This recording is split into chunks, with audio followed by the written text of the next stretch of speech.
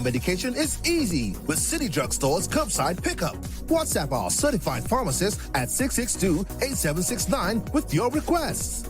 For prescriptions, take a clear photograph and send for review. We will engage you in dialogue and then provide a quotation and link for payment. You can then pay via TDC's online payment portal. And once the transaction is complete, you'll be notified that your pickup is ready. Yes, it's that easy. Send your WhatsApp message to 662-8769 to order your medications today with City Drug Store's curbside pickup service.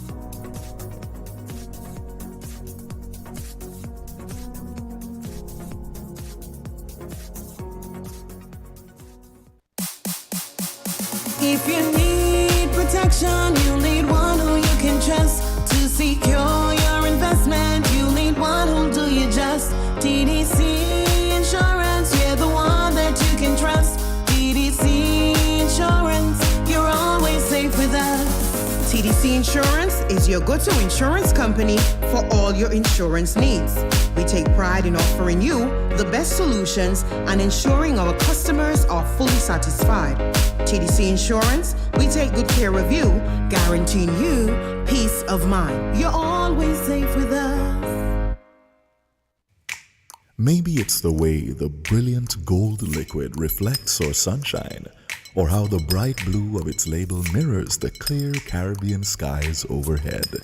Maybe it's the fresh, crisp taste of this beastly cold beer on a scorching hot day. Maybe it's even the way it brings us all together. But one thing is for sure, Carib is very much a part of who we are wherever we're from in the Caribbean. Carib, it's the way we play. Drink responsibly. People make the world go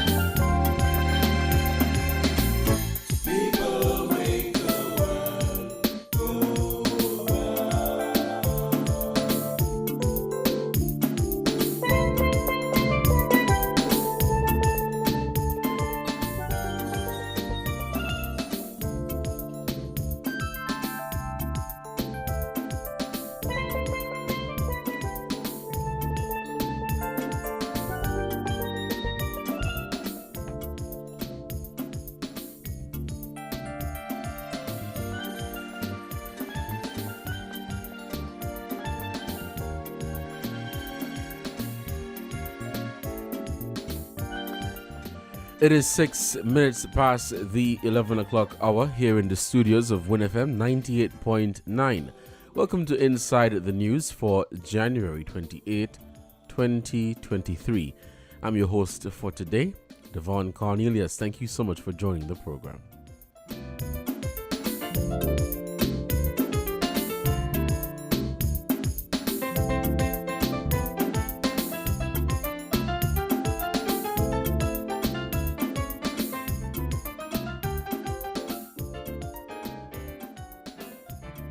Prime Minister, the Honorable Dr. Terence Drew, will be joining the program today at 12:30. So that will be after the headline news.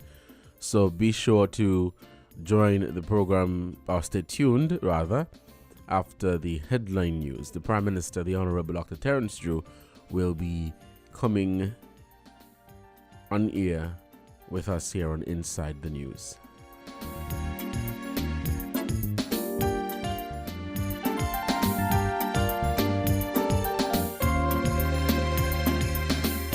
People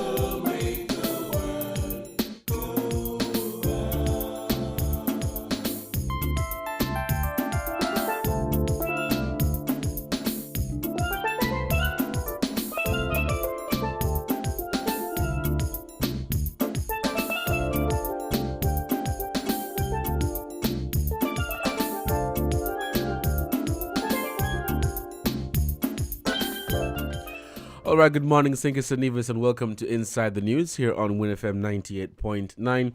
It is 8 minutes past the 11 o'clock hour here in our studios for today. Welcome to the program. I'm your host, Devon Cornelius. Of course, the phone lines will be open where you can call us at 466-0989, 7620989, or 6620989, where you can participate in the conversation. We are also live on our social media platforms, so you can check out our Facebook page or our YouTube channel at Win Media SKN. You can also check us out on Twitter. Yes, so Twitter, Facebook, and YouTube at Win Media SKN for this program. Again, thank you so much for joining us. We will be looking at a number of issues making the headlines throughout the week here in St. Kitts and Nevis. A number of things have been going on. And of course, you too, the listeners, feel free to raise a topic of national importance, of national interest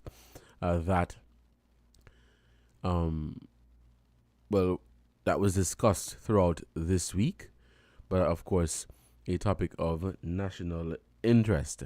I want to begin with a recent article that we did here, where the Deputy Prime Minister, the Honorable Dr. Jeffrey Hanley, who is responsible for the Housing Corporation, that is the National Housing Corporation, Dr. Hanley spoke about an ongoing issue there as it relates to the non-payment of mortgages. Of course, this is something that has been going on for quite some time, but according to the Deputy Prime Minister, they will be seeking to address the matter. So, the Honorable Dr.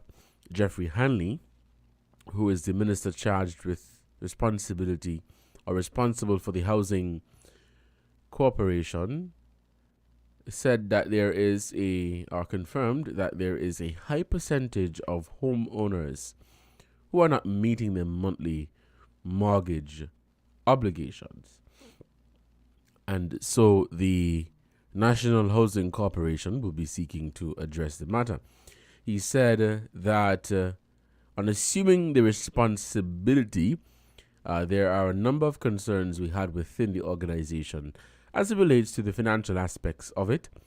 There is a high percentage of persons who are not meeting their mortgage payment, and of course you know that the corporation depends on the monthly mortgage to keep things going and to being in a position to build and assist others.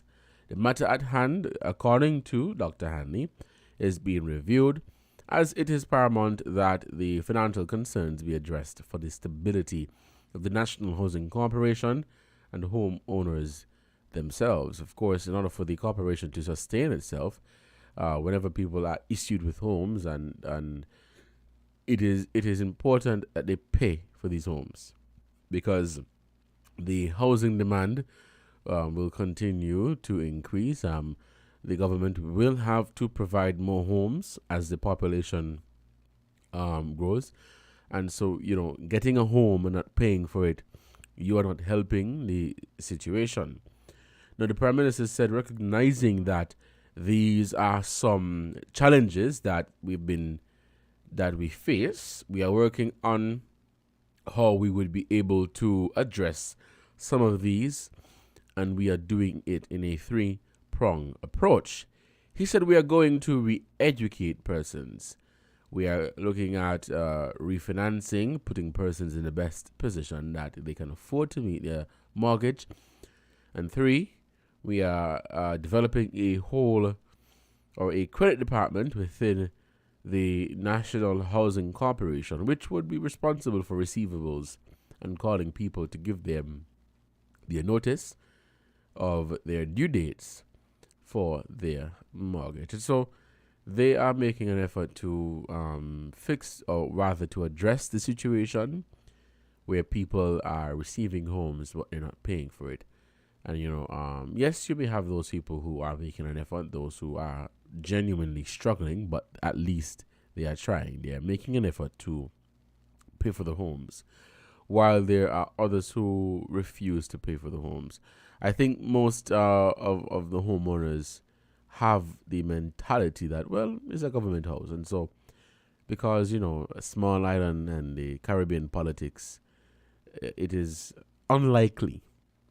Let me say that. It is unlikely that the government would take that action to evict you from the home. And so people have that in their mind, and they, for some reason, maybe that, they refuse to pay their mortgage for the home, which is quite unfortunate because, as I mentioned, you have those who are trying, those who are genuinely trying, those who are making their payments regularly, and because of those who refuse to pay, they're making the situation worse for others, which is quite unfortunate. It's an issue that they are addressing and hoping that they can get it under control. Your thoughts on this, of course, the phone lines are open at 466-0989, 762-0989, or 662-0989. It is 15 minutes past the hour, so we'll take a break to give a shout out to our sponsors. And when we come back, we'll continue inside the news right here on Win FM 98.9. Let's take this break, and I'll be right back. We're different. We're 98.9. 98.9. Win FM. People make the world go round. TDC Financial Services.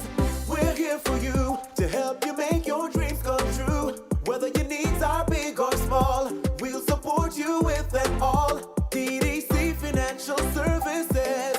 We are strong. TDC Financial Services. This is where you belong. TDC Financial Services, where money is made easy. Maybe it's the way the brilliant gold liquid reflects our sunshine, or how the bright blue of its label mirrors the clear Caribbean skies overhead.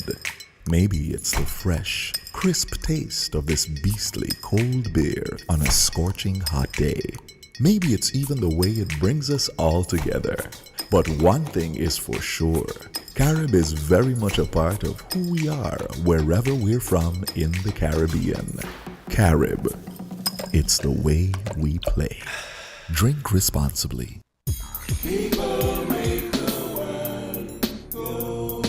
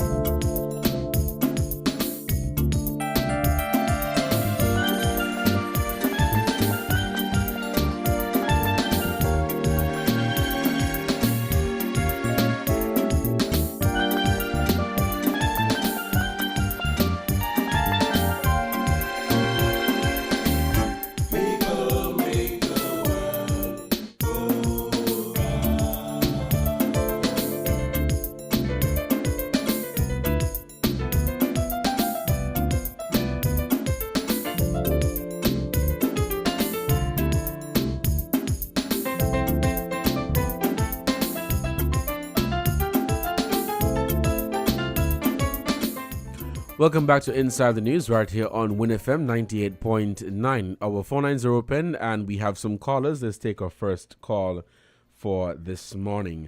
Caller, you are on the air. Good morning. Good morning, Devon. How are you doing? I'm doing fantastic. And you? Oh, man, just as good as you. God is good. Isn't God good? Yes, he is. Man, very, very good. Things could have been worse. Good morning to all of the Kitchens and divisions living at home and abroad. You give God thanks for today.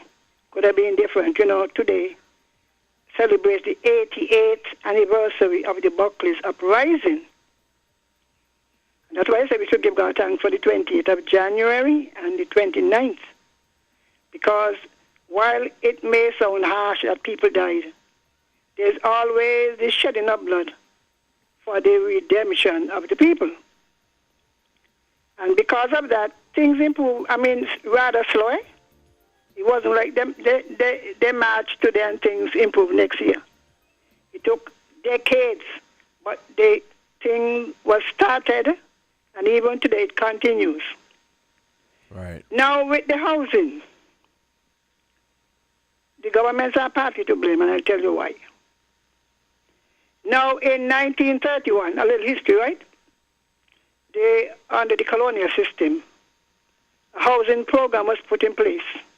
So if you go to the village, St. Johnston Avenue, which is the next road after Millionaire Street, where the laundry is, that road down there, that was a gutter or drain. So Hainsmith had extended into it. And they decided, because, the slum, I don't know if you know, but Irish Town and the other Bastia downtown was pure slum. And Newtown, slum and pool and, hard to imagine today. And so they decided to extend Bastille. So the village was actually called Town Extension Project. So they set up Hainsmith first, and then they began to build houses on St. Johnston Avenue and on Downing Street in Sandy Point. There was also a similar project in Antigua, same model housing. Now, these houses were given out, and you had 3 months, 1, 2, 3. If the payment was due on the 31st and you paid on the 1st of the next month, you were considered to be in arrears. 3 consecutive arrears, you were evicted. You hear what I say? Yeah, I'm following you. All right. The government over time began to build houses. So in the 70s, 80s, come up there. And it got worse. Well, Pam built some. And the same kind of practice, some people who got houses rented them out. And some people felt that they voted for the party so that they must not pay. And the rates were low, they were paying $300 and something a month for a house. 2-bedroom houses, much bigger than those that Labour built. But people feel that is the value. The value of an X is a house. Now, Labour went in and they built hundreds of houses. And the people have the same attitude. Same attitude. The value of an X is a house. Now, if you have weak political leaders, that's what you boil down to, who know in the history, who went out of the way because they borrowed the money from Social Security, and they have to pay interest on it. You had the Social Service Levy, which was to contribute towards the housing, because that's what it was designed for first. If you build, it was supposed to be a revolving fund, right? When they pay the mortgage or the rent, whatever you want to call it, it would be used to build more houses. Now, if in the first and the second round you see it now working, when you put a halt to the house building, so the government have to borrow every time they're going to build, they got to borrow. When there should have been enough from the pool of mortgages and the social service levy to build homes. But, let the borrow. NHC made no difference. It got worse because each politician in their constituency, it became a constituency raffle. The NHC was powerless to scrutinize the people. They were told, go up to NHC, tell them I send you. Well, if you are a government employee, who gave you power to turn back anybody who a minister sent? Even though they don't qualify. You see the dilemma NHC was in? Maybe still is in? So the politicians were dishing out the houses to people who their representative or the people in the area say, well, give Mary a house. Mary does come meeting. Mary does make sure she stand up in front. And this thing kept getting worse and worse, and nobody making any attempt. All right, Unity came in, and Mr. Hamilton, I remember him, saying those who are able to hold a mortgage must go to the National Bank. And once you're in the bank, you can say, well, the bank is the government who are making them pay. Tried pushing people into the bank. And there was a large outcry by the former government. Oh, you ain't like poor people. And now you're trying to solve for these poor people. For how many decades now? Making no effort, pushing the government into debt. The government has the power, and the Development Bank found itself in the same thing too. That people thought that the X that they gave was the value of the house. Do you think that people should pay towards a bank rather than paying to the corporation this time around? Yes. All right. Because you can't carry them, you can't get a kind of attitude to the bank. With the bank. Yes, that is yes. You understand? And they hesitate, and actually some people could be evicted because actually with each change in government, sometimes they take back houses from people who were supporting the previous government who did not pay. But if you got courage to do it after a government change on the former party supporters, why you can't do it on yours? And you want to tell me $1 million in this constituency and $1 million in that and $1 million in the other, and then you say you're going to build 500 more? I'm being serious. You got to get serious. No houses to start until the things are paid up. Well, that means no house can start then. Boys, look, when push come to shove, people do what they have to do, eh? You know that? But it brings me to the point, Carla, that one person make it bad for everybody else. Well, if you see, then do maybe nothing. The bank coming for the house. Now, what I'm saying is this. I put a lot of the thing on the young people too. Let me get straight to young people. Now, some parents poor, right? Let us say your mother was poor and she got the house. And you go through high school and you come out and you get a job. No matter whether you're packing bag in Rams or you're in the bank. I believe that young person, another have their life to live. Knowing the strain and the stress that your mother went to get the house, to put a thing over your head, to take out of the old shabby house. Don't you think that they should at least assist with paying the mortgage? No. Right. Instead, what is happening is that they want their own house too. So the mother can't pay. And they want their own, so they have no help to the parent.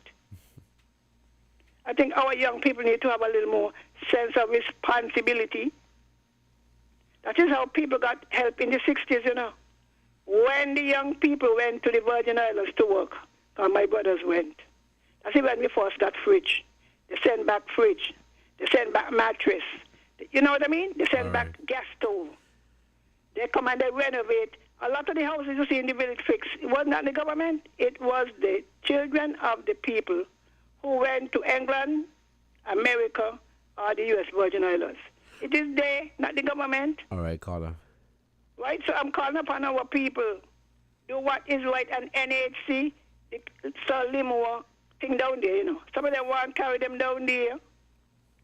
We're just talking and mumbling, and they're getting worse and worse. Carry them down by the square. All right, then. All right, Carla, thank you for your contribution to this program. You're listening to Inside the News here on Win FM 98.9. It is 11:28.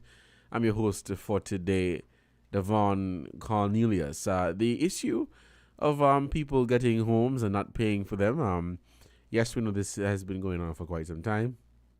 As announced by the Deputy Prime Minister, who is responsible for NHC, they are putting measures in place to address the situation. But, you have those who make it worse for other people, because as I said earlier, you have people who are making an effort, people who are paying their monthly mortgages, people who are really trying, and then you have those who refuse to pay.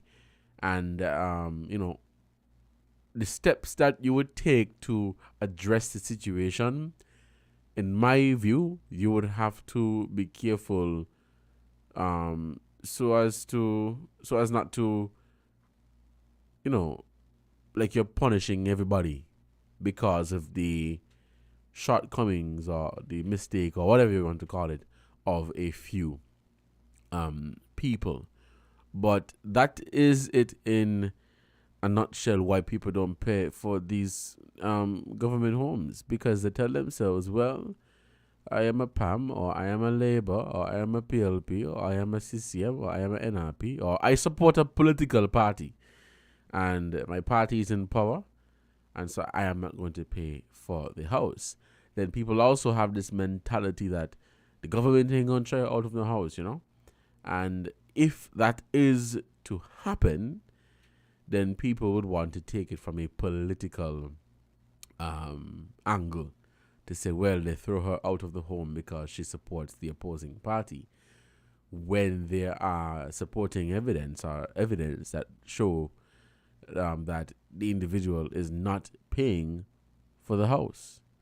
And so perhaps the suggestion given by the caller, where people, instead of paying to NHC, you pay to the bank, is one that can be looked at. At the same time, you have people who are not in a position to qualify for a loan from the bank. It is not that they can't necessarily pay, or it is not that they have no intentions of paying, but going through the entire process and having people to help them with the loan and all of that, they may not be in a position to qualify for a loan from a bank. And so that is why the option is there for them to pay through the NHC. That option is provided, and some people refuse to pay, making the situation bad for others. It is quite unfortunate. I mean, you have reports of people getting a home and not being employed. I mean, how does one qualify for a home if they don't work anywhere? Let's head back to the phone lines. We'll take this call. Caller, you're on the air. Good morning. Yes, good morning. How are you, man? I'm doing fantastic. And you? Yeah, pretty good. I like that contribution by that caller.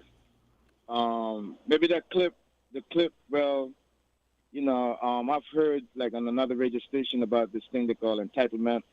The idea of entitlement, man, is rotten to the core. And those persons who are thinking like that, they're making it bad for the rest of people who really trying to pay. You know what I mean? This clip that I heard the Deputy Prime Minister was talking, maybe some people need to hear that clip again. Because these are the core values that's really rotten them in the Federation. People, the attitude of the people is sometimes out there, man. You know what I mean? They have other people that want to work and contribute, but other people want to just sit around and don't do nothing and then just have this idea of entitlement in their mind. But these type of values, man, got to be eradicated, And I heard the Deputy Prime Minister said that they're going to try to create like a department within that department who can address some of these issues. Persons, he said that there's a lot of persons that they're not paying for their houses, they're not paying their mortgages, and this type of stuff are some of the problems that the Federation is facing. These issues got to be handled. You know what I'm saying? Otherwise, this stuff just keep going on and on, keep repeating itself. That first caller talked about so much years back, this same issue was going on and still happening today. But the values, man, we got to pay attention to the core values, man, and get some of these things eradicated. But, good topic, man. I'll listen off the air and hear from some of the other callers. All right, caller. Thank you so much for your contribution to this program. We'll take a short break to give a shout out to our sponsors. And when we come back, we'll continue inside the news. Right here on Win FM 98.9. It is 11:33. We'll take this break and I'll be right back. Found the sound 98.9. Win FM. People make the world go round. Buying your medication is easy with City Drugstore's curbside pickup. WhatsApp our certified pharmacist at 662-8769 with your requests. For prescriptions, take a clear photograph and send for review. We will engage you in dialogue and then provide a quotation and link for payment. You can then pay via TDC's online payment portal. And once the transaction is complete, you'll be notified that your pickup is ready. Yes, it's that easy. Send your WhatsApp message to 662-8769 to order your medications today with City Drugstore's curbside pickup service.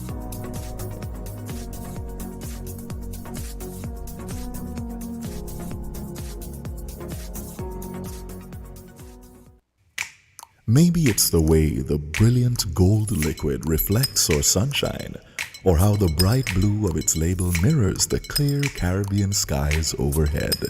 Maybe it's the fresh, crisp taste of this beastly cold beer on a scorching hot day. Maybe it's even the way it brings us all together. But one thing is for sure, Carib is very much a part of who we are wherever we're from in the Caribbean. Carib. It's the way we play. Drink responsibly.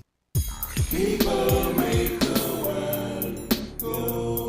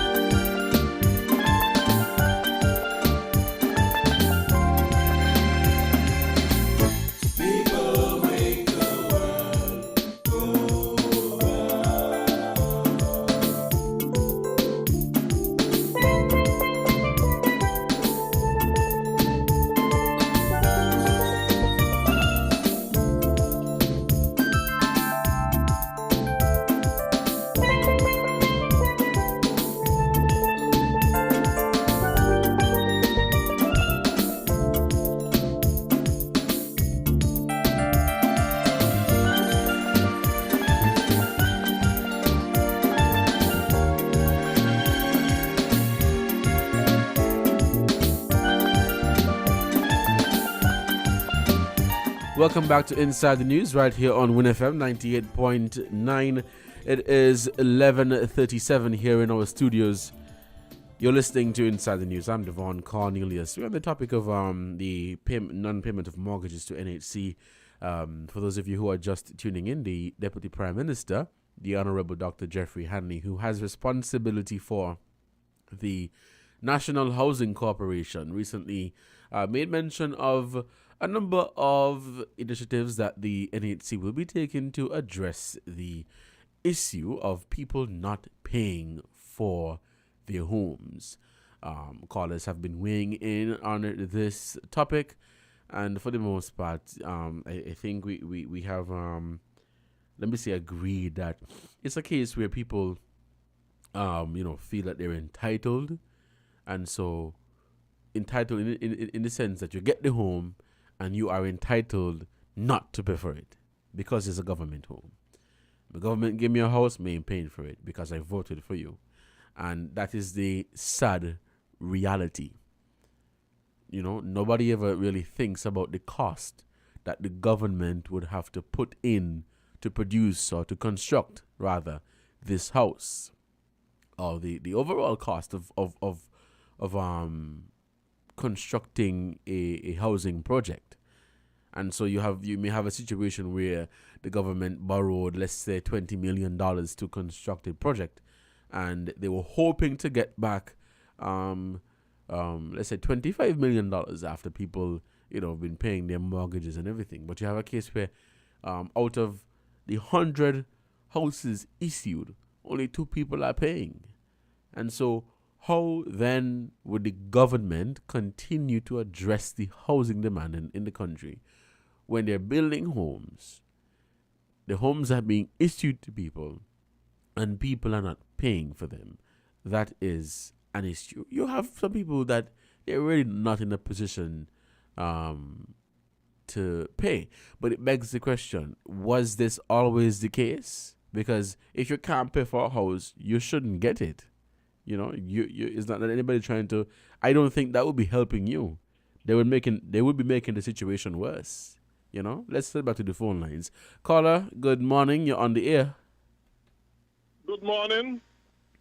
Good morning. God bless.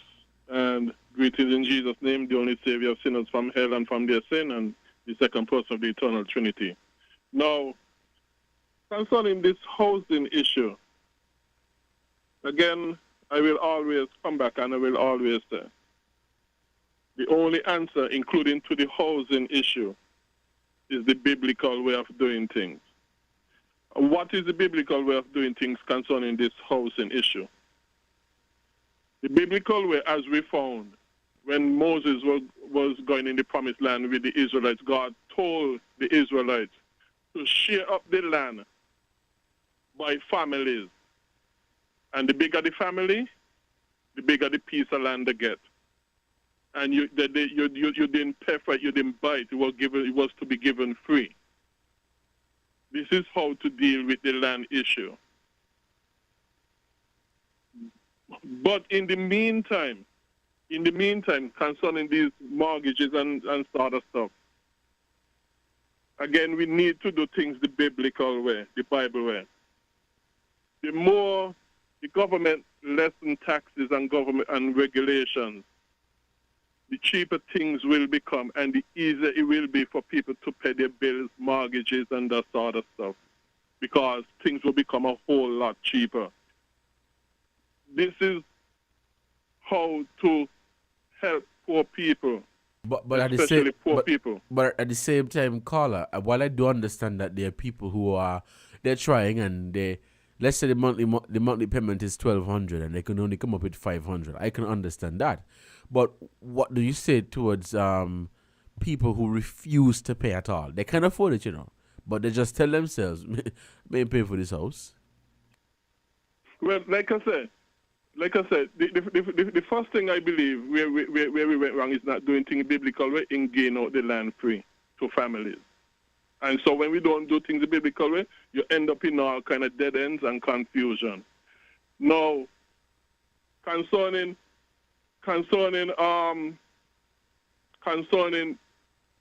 people who got and who refuse to pay, I don't know how you're going to figure that one out.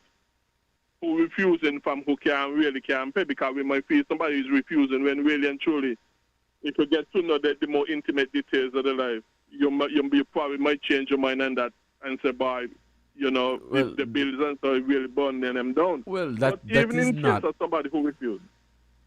Yeah, but even in the case of somebody who refused, okay?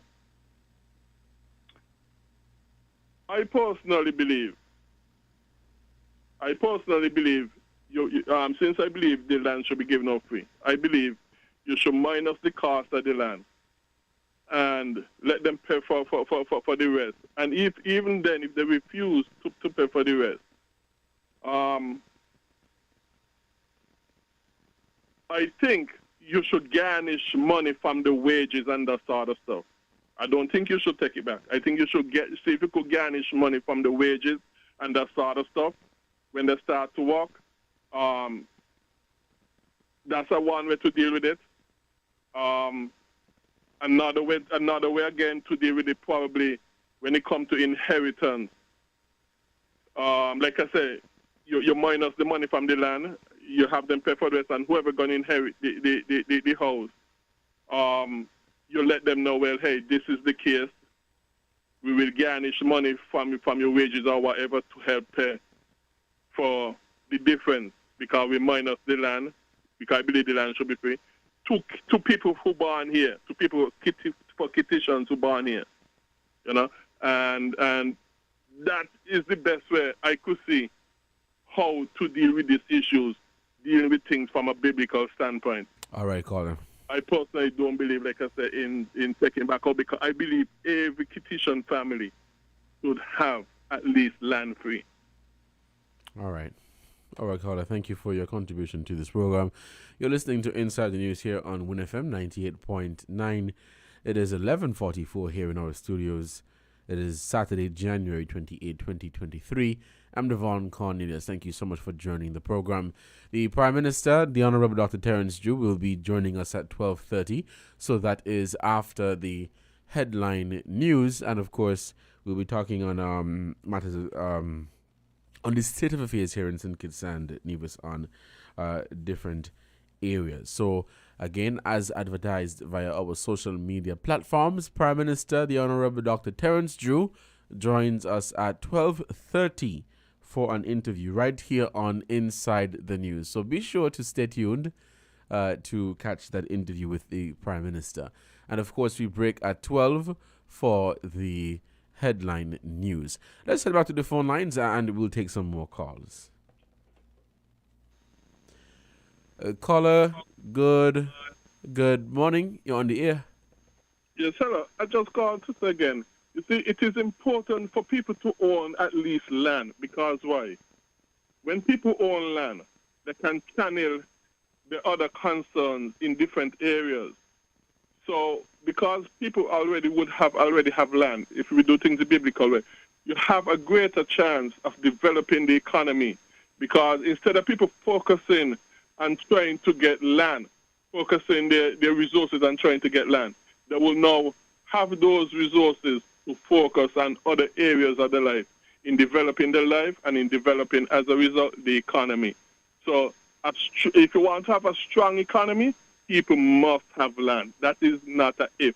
That is a certainty. People must have land for us to make great economic stride forward for personal advancement and for the economy of the countries, of the nation, of the federation. So I just wanted to point out the utmost important for people to have land. And that is why when God told the Israelites them to ship the land by family, he knew what he was saying, because it was for the Israelites' development and advancement. Thank you.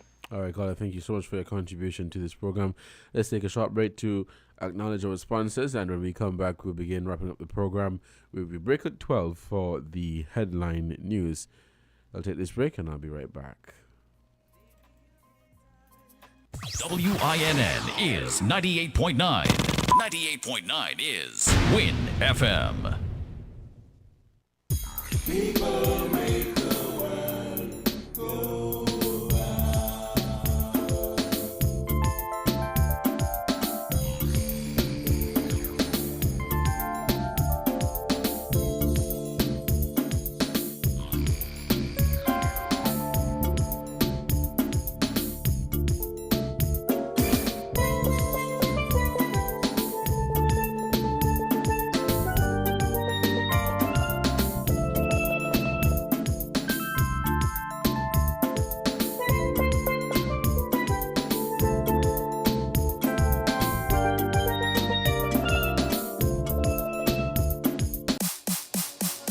If you need protection, you need one who you can trust to secure your investment. You need one who'll do you just. TDC Insurance, you're the one that you can trust. TDC Insurance, you're always safe with us. TDC Insurance is your go-to insurance company for all your insurance needs. We take pride in offering you the best solutions and ensuring our customers are fully satisfied. TDC Insurance, we take good care of you, guarantee guaranteeing you peace of mind. You're always safe with us. Maybe it's the way the brilliant gold liquid reflects our sunshine, or how the bright blue of its label mirrors the clear Caribbean skies overhead. Maybe it's the fresh, crisp taste of this beastly cold beer on a scorching hot day. Maybe it's even the way it brings us all together. But one thing is for sure, Carib is very much a part of who we are wherever we're from in the Caribbean. Carib, it's the way we play. Drink responsibly. People make the world go round. Welcome back to Inside the News right here on Win FM 98.9. I'm your host for today, Devon Cornelius. Thank you so much for joining the conversation. It is 11:49 here in our studios. Thank you so much again for joining us. For those of you who have just joined the program, we're on the topic of people not paying for their NHC homes. Now, I'm continuing from where I left off from with the article. So I mentioned that the Prime Minister mentioned that NHC will be implementing some measures to address the situation. Dr. Hanley further mentioned that as part of the new thrust, going forward, training sessions will be conducted that potential home owners will have to go through, geared towards preparing them for the responsibility of mortgage payment.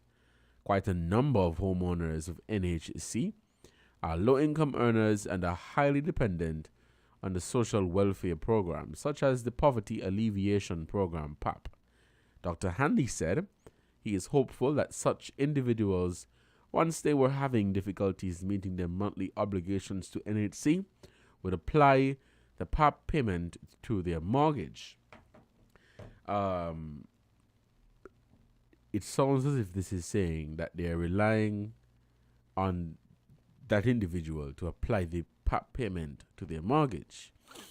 I would want to suggest that, just a suggestion, that if you have a case where a home owner is unable to meet that monthly commitment of paying for their mortgage, and they are able to qualify for the PAP payment, perhaps you send at least half of the payment. So the PAP payment is $500, right? So I'm suggesting maybe you send $250 because they would want the additional $250 to do whatever groceries, food, to provide for their families. But take at least $250 from that money. And if they say take all, you can take all. But take at least $250 from that money and put it towards their payment, their mortgage, But leaving it up to them, not everybody is going to be responsible, and that is the reality. People would get the money and not pay. A caller said something earlier regarding how can you determine whether somebody can pay or not. If you go to the bank, and I'm sure we have people who do loans listening to this program. If you go to the bank to take a loan, whether it be to buy a house or to buy a car or just to take a loan, that loan officer's job is to determine whether or not you can pay. And so they go and they check to see, the bills, and if you're making enough money to cover all these bills. In a nutshell, what I'm trying to say is that giving somebody a house and you know they can't pay for it, you're not helping them. You're making the situation worse. You are putting them in debt. You're not helping them, and you're not making the situation any better. You're making it worse. It doesn't make any sense for you to give anybody a house when you know they can't pay for it. Why give somebody a house if they don't work, if they are not employed? It doesn't make any sense. It really, really doesn't make any sense. So, I don't get me wrong. I do understand that there are people who genuinely, they're struggling. Because maybe when they got the house, they were in a position to pay, but we know how life is. And so something came up after that, pushed them back. And so while they were able to pay the $1,000 or the $1,200 a month, whatever the mortgage payment is, because something happened down the road, boy, they really can't afford that $1,200 5 or 10 years later. So when they started out good, I know that they're struggling. I can understand that. But not that you get the house today and month end come and you're in pain, and it's been 10 years or 15 years and you're still in pain, and then you have the audacity to not pay for the house and then you put it on rent. That make any sense? So where is the money from the rent going? Are you taking that money for you, or are you paying it to the corporation? So I'm not saying that you that everybody can pay. You do have people who have some really different situations and circumstances.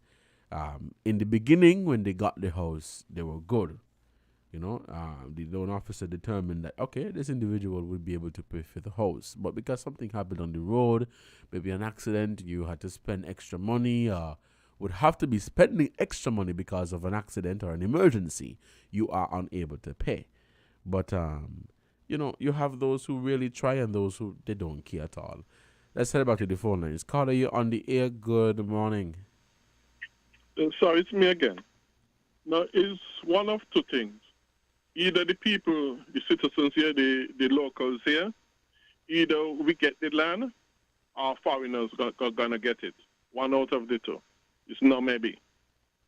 And I do not have any problem with foreigners getting land here. I do not have any problem. But that should only happen after the people here are set up with land. I don't think it should happen before. We should make sure our people first here have land. From the poorest to the richest. We should make sure our people first here have land. Then after that, the foreigners can get the remainders. But it's either we make sure our people have land, or the foreigners are the ones who are going to get it. And who own the land is who going to control the country in the end. And like I said, the Bible way of doing things is to give the people the land free by family. The bigger the family, the more the land get. Either we do it the Bible way, or the foreigners are going to end up getting most of the land and end up controlling the place because we were too poor to buy the land with the houses. So, all right. Give the people the land free according to the Bible by families. Thank you. All right, caller, thank you for your contribution to this program. It is 11:56, and you're listening to Inside the News right here on Win FM 98.9. I'm your host for today, Devon Cornelius. Thank you so much for joining the conversation. Of course, we break at 12 for the headline news. And when we come back, we will have the Prime Minister, the Honorable Dr. Terence Drew, on the panel from 12:30. Let's take this other call. Hey, caller, good morning. You're on the air. Hey, good morning, brother Greg. How you doing? Now, Greg has a certain point, When the land was nationalized in 1975, Kitchen thought the land was theirs. When the sugar industry closed in 2005, Kitchens expected to get the land free. I, for one, was even saying the descendants or children of the sugar workers should have been given land, because they are the ones who are the generation who work on these estates. I mean, as I always say, my mother and father put in I show over 100 years, on Buckles Estate. And what we do? Because Beacon Heights have one hank of a lot of land. You know what over Jews and another set of land. All of that is Buckles, eh? You see what I'm talking about? So if they were really interested in giving the land, even at a low price, people would have been further ahead. But you see, this dependent syndrome that has developed and we nurture it have us at a disadvantage. Another thing I always say, like in the Virgin Islands, the mortgage that you are paying is related to your income. That reduces defaulting, you know that? Yes. Yeah, somebody working menial jobs, I've heard of cases where people get houses working at the industrial site and can't eat because the mortgage is half of the whole month's pay, and they have so many children. So even when they were giving out the last month, I was shocked to hear people have to pay 100, 1,000 something mortgage on a government house, 999 on a government house. So that's why I said before the government is partly to blame.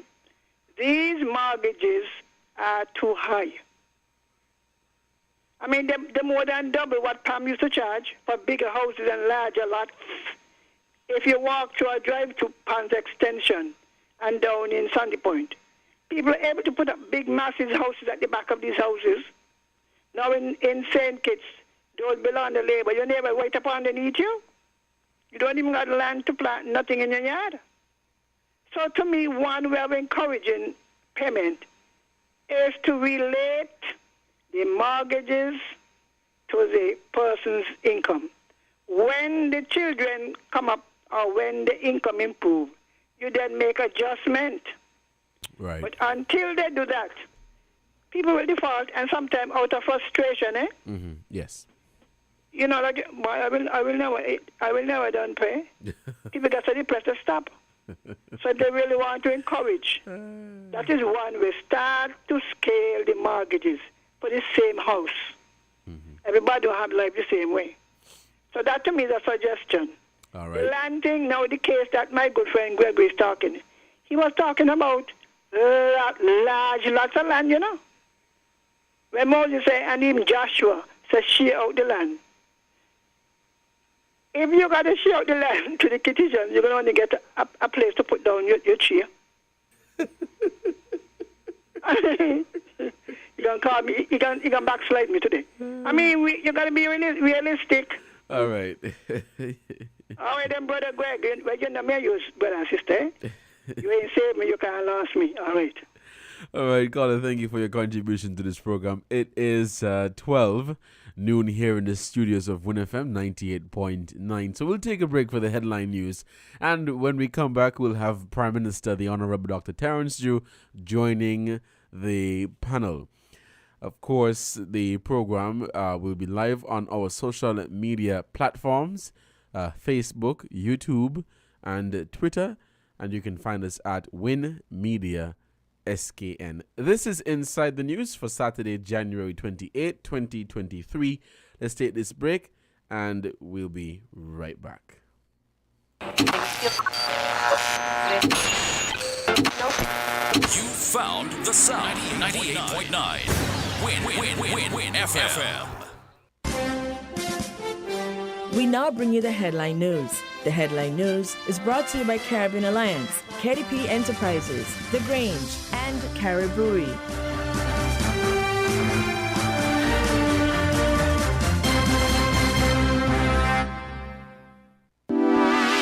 Shipping your cargo shouldn't be a hassle. It can be as easy as a single call to Amerijet International, your worldwide cargo transportation solution.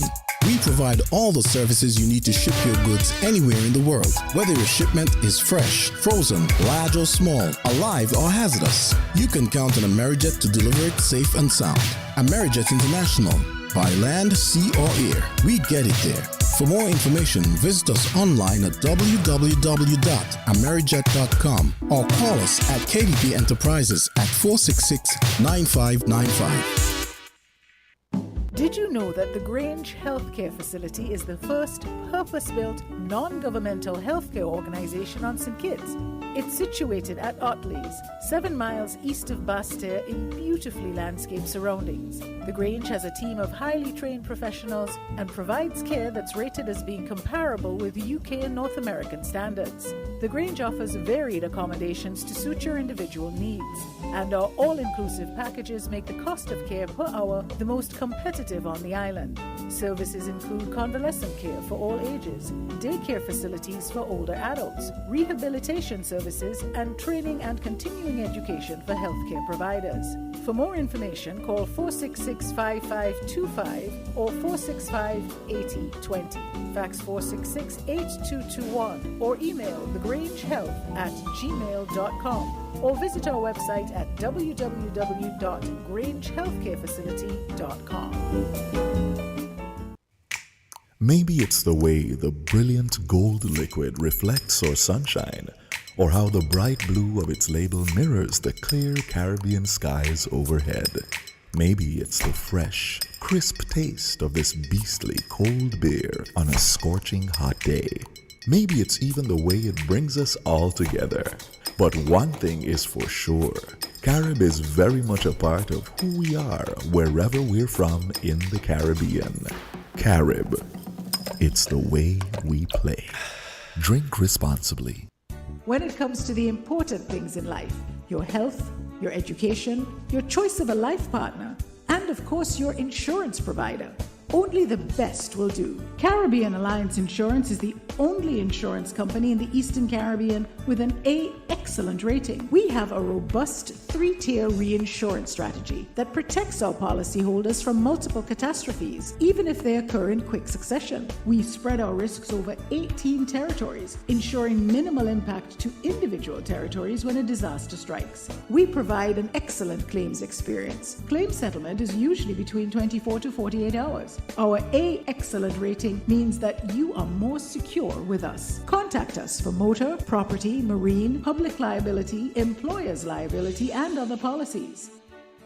Dalil Walwyn, people you can trust. Local agent for Caribbean Alliance Insurance. Tomorrow secured.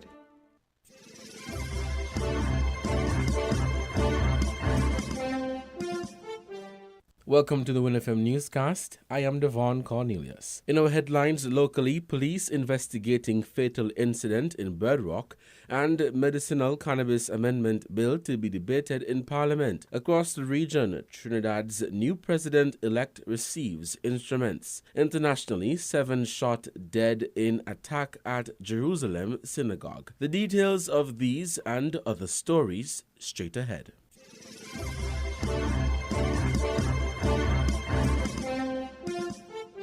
Minister responsible for Agriculture, the Honorable Samuel Duggins, updated the public on the medicinal cannabis industry soon to be launched in the Federation of St. Kitts and Nevis. The Cannabis Amendment Bill will be brought before the National Assembly and be debated in short order. Quote, in a matter of weeks, the Cannabis Amendment Bill comes before our Parliament for the debate that will properly bring on stream our medicinal cannabis industry. As the Minister with responsibility for agriculture, it is part of my duty to ensure that our cannabis growers are in the best possible position to enter and compete in this billion-dollar industry, said Duggins. Ahead of the opening of the local cannabis industry, the Honorable Samuel Duggins toured the Life Science Cannabis Research Center at the University of the West Indies, Mona Campus, Jamaica, where he was briefed on the various strains of cannabis and the operations of the facility. Locally, a joint partnership between the Ministry of Tourism and the Ministry of Agriculture will accelerate the process of establishing the local cannabis industry once it is established. As announced during the 2023 budget debate, the St. Kitts Eco Park will be transformed into an ecotourism hub through the growing of cannabis, thus transforming it. Several individuals in the Federation have been calling on the government to legalize marijuana or cannabis However, during the 2023 budget address, Prime Minister the Honorable Dr. Terence Drew said the government will take a responsible and citizen-friendly approach by researching and selecting a unique set of policies to govern the cannabis industry. Research by Global Market Insights revealed that there is a significant growth rate in legal cannabis sales and consumer demand, predicting that the overall cannabis market sector will surpass $55 billion by 2024.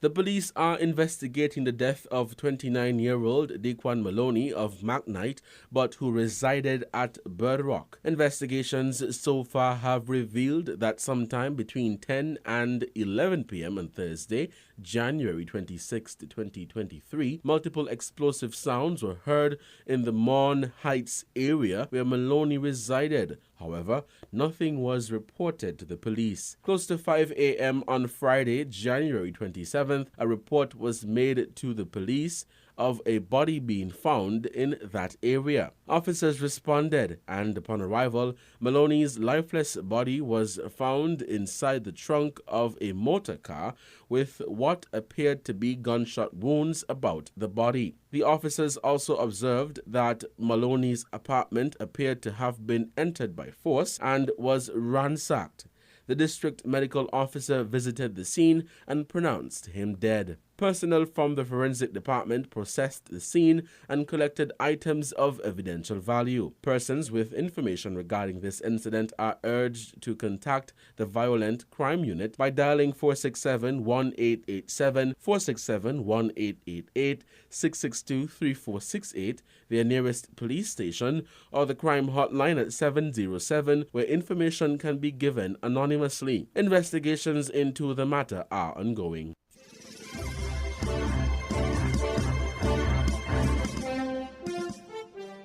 Now for the regional news.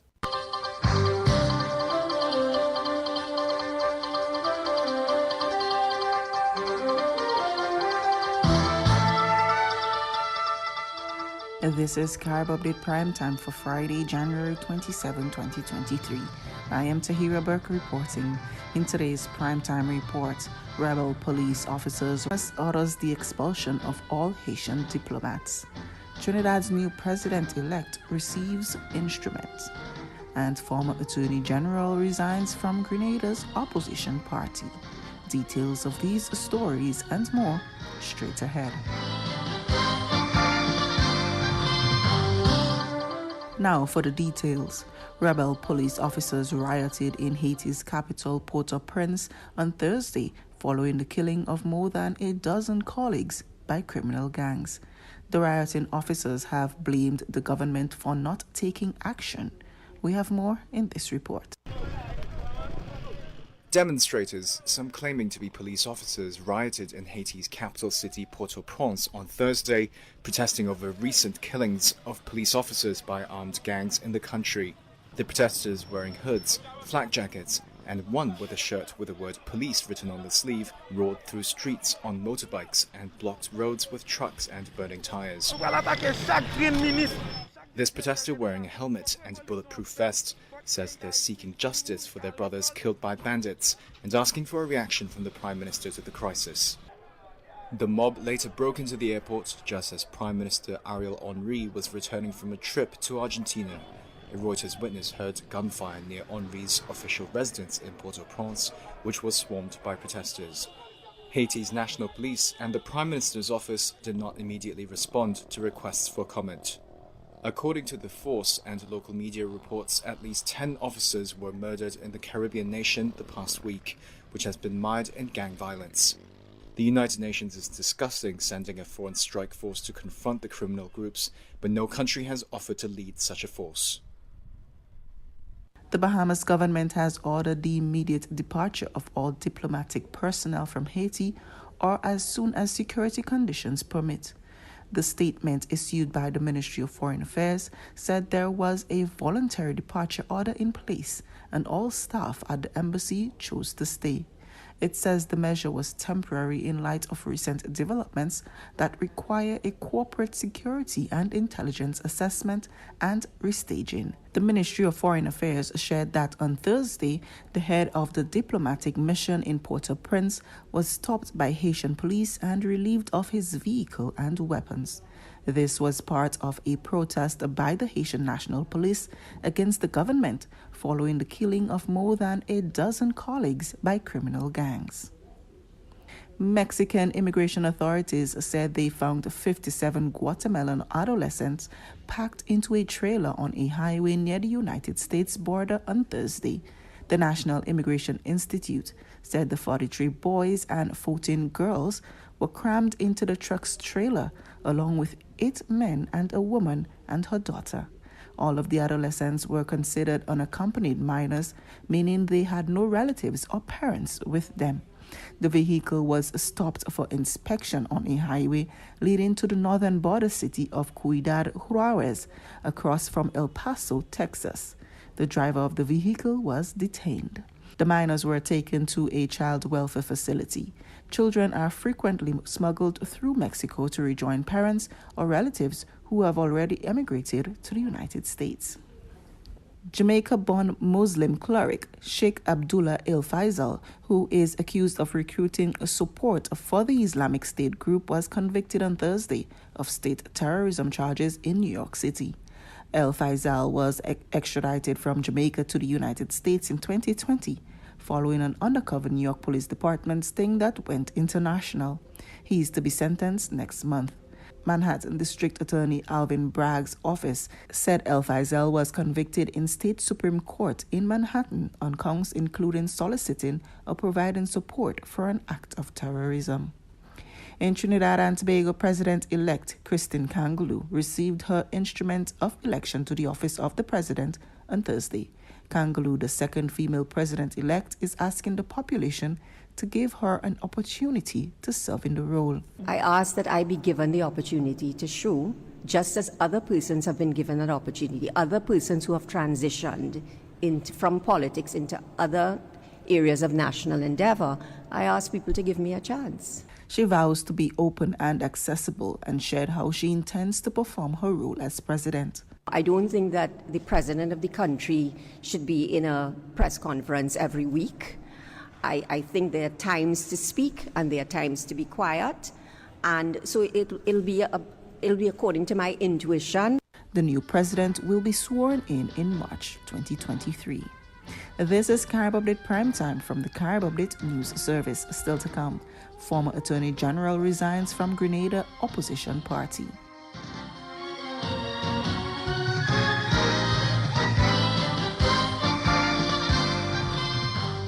In more news, former UNC MPs Dr. Fuad Khan and Romana Ramdial have slammed people within the party who they accuse of using them to try to remove opposition leader and Superior MP Kamla Persad-Bissessar as political leader when the party holds its Congress in Couva on Sunday. The source of contention was a motion filed by Khan and Ramdial to be raised at the Congress.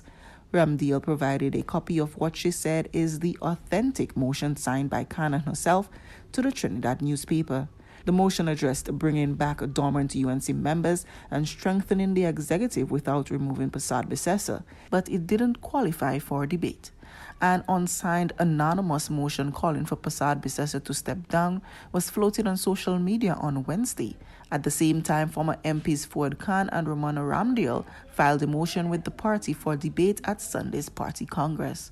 Following an erroneous Trinidad Express report headline that Kamla must go, UNC MPs, senators, national executive officials, and the party's women arm all backed Persad-Bissessar firmly. Former Grenada Attorney General and Minister of Legal Affairs, Kendra Maturin Stewart, has resigned from the opposition New National Party with immediate effect. Multiple sources say Kendra Maturin Stewart, also a former member of Parliament, has sent in her resignation to the party's chairman, Oliver Joseph. The letter dated January 27 gave no reasons for the resignation. However, family sources say Maturin Stewart has officially quit politics altogether to focus on what has been described as professional matters. And Grenada is set to have a new cabinet secretary from Monday, official sources in Grenada state, even though no official announcement has been made. Carvel Lett, who only last year was made a permanent secretary in the office of the Prime Minister, is being elevated to one of the most senior positions in the public service. Lett is replacing Ruth Rose, a Carib public servant and former diplomat who has now officially retired. The government of Antigua and Barbuda says its citizenship by investment program will be able to stand up to scrutiny. The pronouncement was made following news that the United Kingdom has announced that it will scrutinize all regional citizenship by investment programs across the English-speaking Caribbean. The UK says the probe is to determine if the programs undermine the UK's national security. Antigua's Minister of Information says the stringent measures implemented by the current administration are robust enough to guard against any potential pitfalls. A meeting between the British High Commissioner and the Prime Minister will be held in the coming days to address any concerns that may be expressed by the UK government. Hundreds of motorists with outstanding traffic tickets converged at the Kingston and St. Andrew Traffic Court on Friday to secure a court date before the new Road Traffic Act and regulations take effect on Wednesday, February 1. Minister of Transport and Mining, Otley Shaw, on Thursday implored motorists to take advantage of the period of reprieve being provided by the government to settle outstanding fines. He said that tickets which remain outstanding after the reprieve expires will be enforced in accordance with the new provisions to include suspension of license. The government also reiterated that no more time will be given to motorists with outstanding tickets. Meantime, the government of Jamaica has rejected a suggestion from the parliamentary opposition for it to extend the deadline of the reprieve period for people with outstanding traffic tickets. Speaking in the House of Representatives on Thursday, opposition leader Mark Golding proposed that the government extend the reprieve from January 31 to April 30.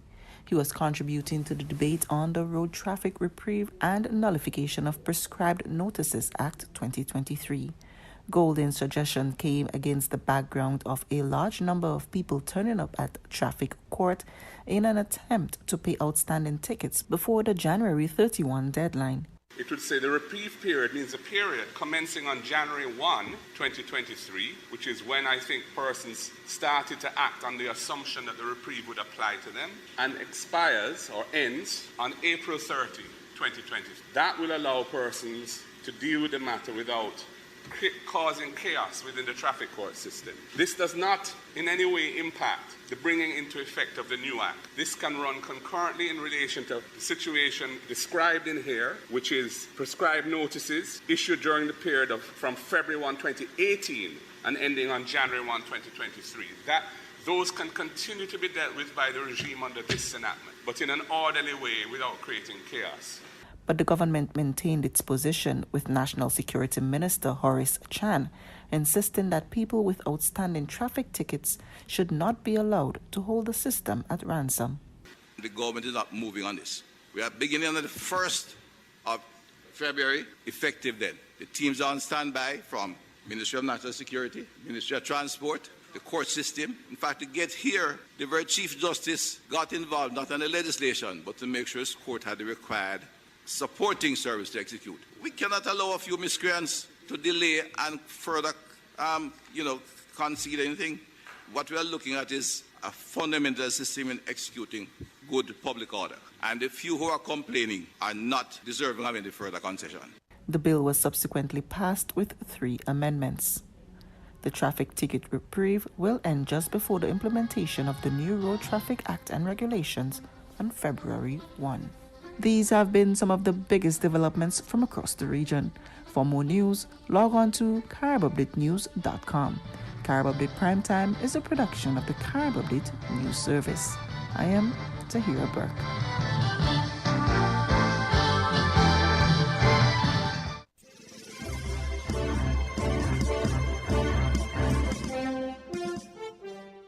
We now bring you these international reports. 7 people have been shot dead tonight in a synagogue in East Jerusalem. A 14-year-old boy is among the dead and a number of other people were wounded. Police said the attacker was killed by the security forces as he fled the scene. Tensions have been high since 9 Palestinians, both militants and civilians, were killed during an Israeli military raid in Jenin in the occupied West Bank yesterday. It was one of the deadliest raids in years as tensions rise in the region. The US and UK have condemned tonight's synagogue shooting. Here, the Foreign Secretary James Cleverly described it as a horrific attack coming on Holocaust Memorial Day. Our Middle East correspondent Tom Bateman reports from East Jerusalem. They came to pray as the Jewish Sabbath had just got underway. Tonight, police are counting their bodies in the street. Security forces say the gunmen arrived at the synagogue and opened fire. Some people were hit in the panic to get out, say witnesses, before the attacker managed to escape and drove off. And then the security forces shot him. Well, this is just a few metres from where the shooting took place, close to the synagogue. Forensics teams and police now looking at this car. You can clearly see the bullet holes on the driver's side. Witnesses told the BBC the driver then managed to get out and run before being shot dead. I heard shots, there were flashes, and then I saw a car here open, body of the terrorist down. He yelled, "Allahu Akbar." There's no security in the streets. We need to go down and find these terrorists, ruin their houses, take them out of Israel. At the scene, the head of the Jerusalem police said the attack was one of the worst Israel has seen in years. The attacker is a resident of East Jerusalem. We are completing operations at the scene. Right now, unfortunately, we are talking about 7 people killed and another 3 seriously wounded. As the wounded are taken to hospital, police have closed off nearby areas, searching to see if anyone else is involved. A deadly attack on a Jerusalem synagogue as the world marks International Holocaust Memorial Day. It comes as tensions flare in the region. Yesterday, 9 Palestinians were killed by Israeli forces during a raid into Jenin refugee camp in the occupied West Bank. The dead included militants and at least 2 civilians, according to health officials. Israel said it had acted on intelligence of imminent attacks by Islamic Jihad, a Palestinian militant group, calling it a counter-terror operation. In the aftermath, the group vowed to respond. Several rockets were fired overnight from the Gaza Strip, shot down by Israel, which then launched airstrikes on a base operated by Hamas. The escalating violence follows the most deadly period in years in Israel and the West Bank as security forces start to piece together who was behind tonight's deadly attack. Well, the police are now saying that they believe the perpetrator in this attack, the man they shot dead, is a 21-year-old Palestinian from East Jerusalem. Now, while the militant group Hamas has praised the attack, there has been no claim of responsibility, leading to some belief this may be a lone wolf kind of attack, but no confirmation of that at this stage. But an indication of the seriousness with which the Israeli government is already treating this. There will be a security assessment tomorrow by the Israeli Prime Minister, and the Israeli Defense Minister is cutting short his trip to the United States to come back and deal with this. We already had calls for calm here after what had happened this week. The US Secretary of State Antony Blinken was already due in the region on Monday, so I expect those calls for a de-escalation to continue, but clearly what's happening on the ground at the moment makes fears of a further flare-up much greater.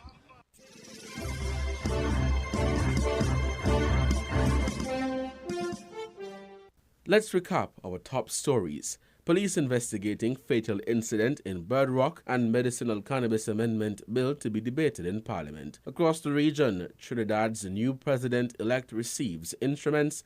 Internationally, 7 shot dead in attack at Jerusalem synagogue. I've been your presenter, Devon Cornelius. Thank you for listening.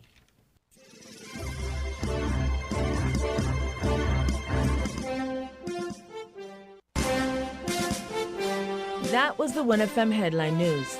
The headline news is brought to you by Caribbean Alliance, KDP Enterprises, The Grange, and Carib Brewery.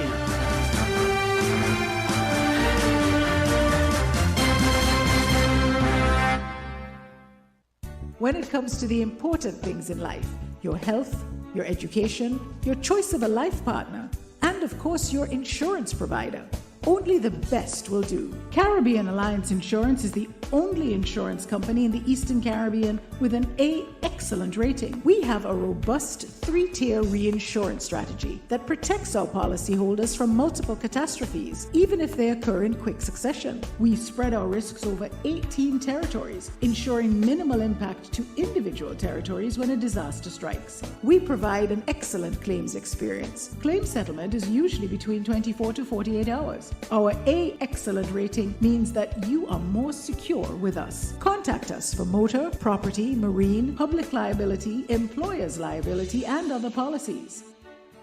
Dalil Walwyn, people you can trust. Local agent for Caribbean Alliance Insurance. Tomorrow secured.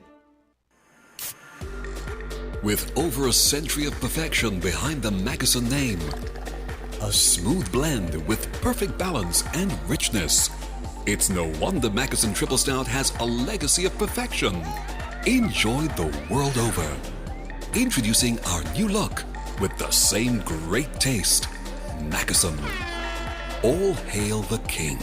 Please drink responsibly. Did you know that the Grange Healthcare Facility is the first purpose-built, non-governmental healthcare organization on St. Kitts? It's situated at Otley's, 7 miles east of Basseterre in beautifully landscaped surroundings. The Grange has a team of highly trained professionals and provides care that's rated as being comparable with UK and North American standards. The Grange offers varied accommodations to suit your individual needs and our all-inclusive package, daycare facilities for older adults, rehabilitation services, and training and continuing education for healthcare providers. For more information, call 466-5525 or 465-8020. Fax 466-8221 or email thegrangehealth@gmail.com or visit our website at www.grangehealthcarefacility.com. Shipping your cargo shouldn't be a hassle. It can be as easy as a single call to Amerijet International, your worldwide cargo transportation solution. We provide all the services you need to ship your goods anywhere in the world, whether your shipment is fresh, frozen, large or small, alive or hazardous. You can count on Amerijet to deliver it safe and sound.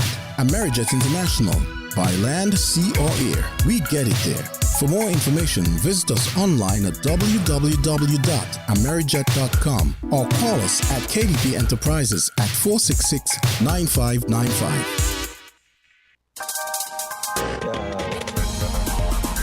We're different. We're 98.9. 98.9. Win FM. People make the world go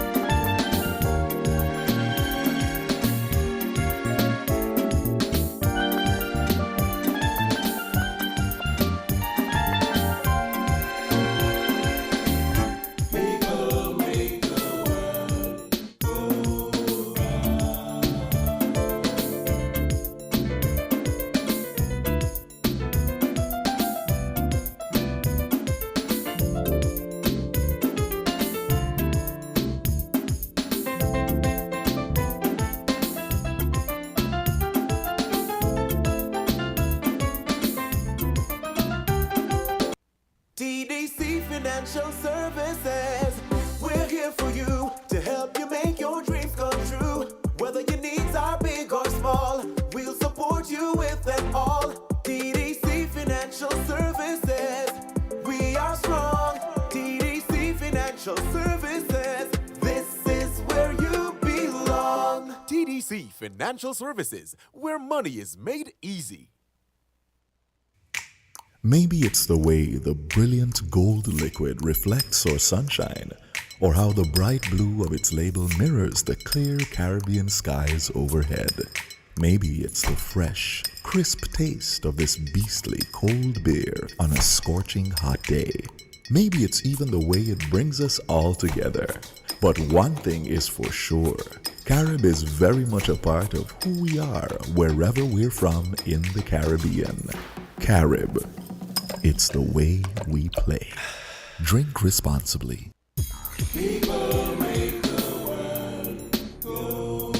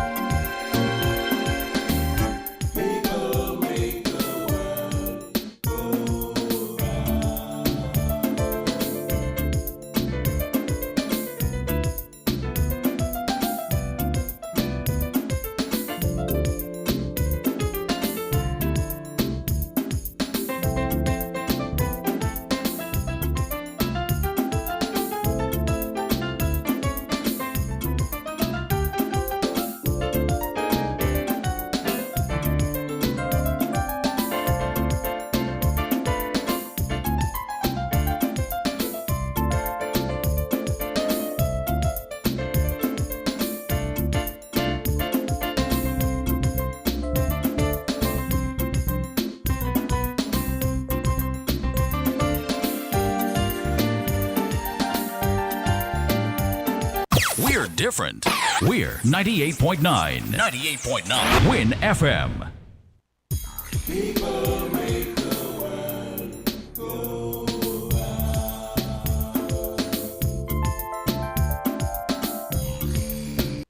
Buying your medication is easy with City Drug Store's curbside pickup. WhatsApp our certified pharmacist at 662-8769 with your requests. For prescriptions, take a clear photograph and send for review. We will engage you in dialogue and then provide a quotation and link for payment. You can then pay via TDC's online payment portal. And once the transaction is complete, you'll be notified that your pickup is ready. Yes, it's that easy. Send your WhatsApp message to 662-8769 to order your medications today with City Drug Store's curbside pickup service.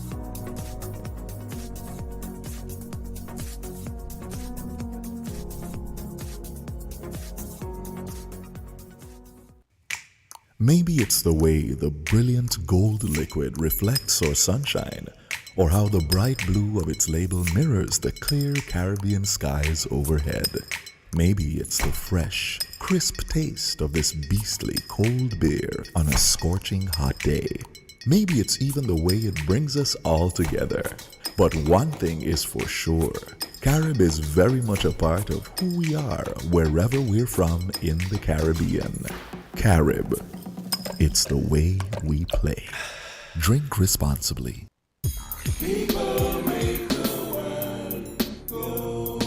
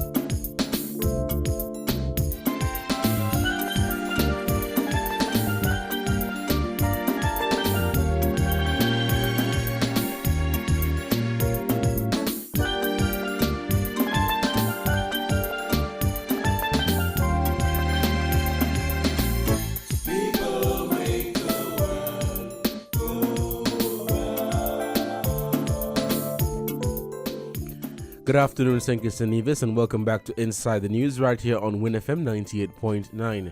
It is Saturday, January 28, 2023. I'm your host for today, Devon Cornelius.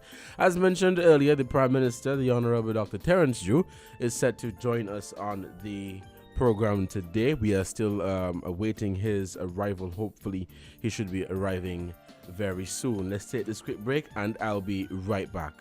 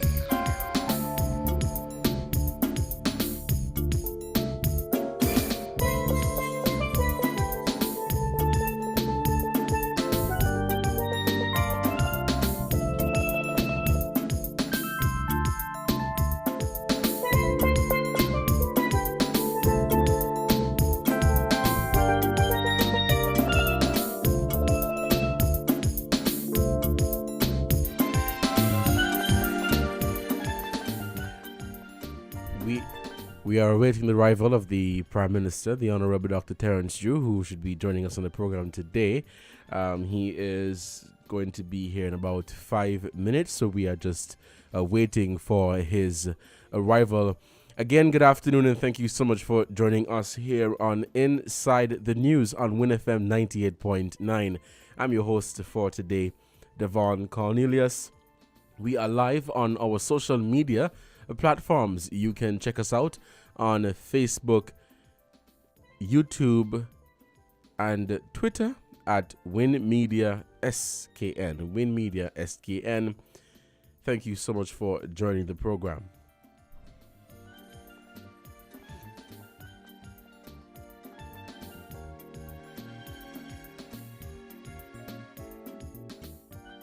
For those of you who are just tuning in, just to give you a bit of a recap of what we discussed in the first hour, the Deputy Prime Minister, the Honorable Dr. Jeffrey Hanley, made mention of initiatives or measures being taken at the National Housing Corporation to address the issue of non-payment of mortgages by homeowners.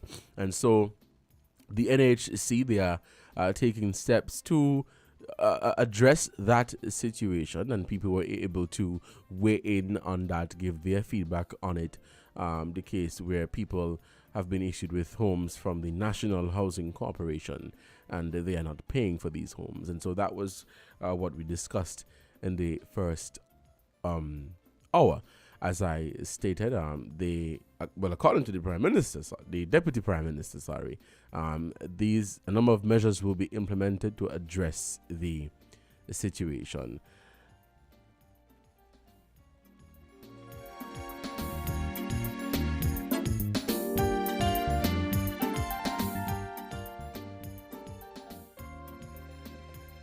We have some callers on the line, so before the Prime Minister arrives, we'll take just 2 calls, and then we will begin the interview with the Prime Minister. So when he arrives, but we'll take this call before he comes on the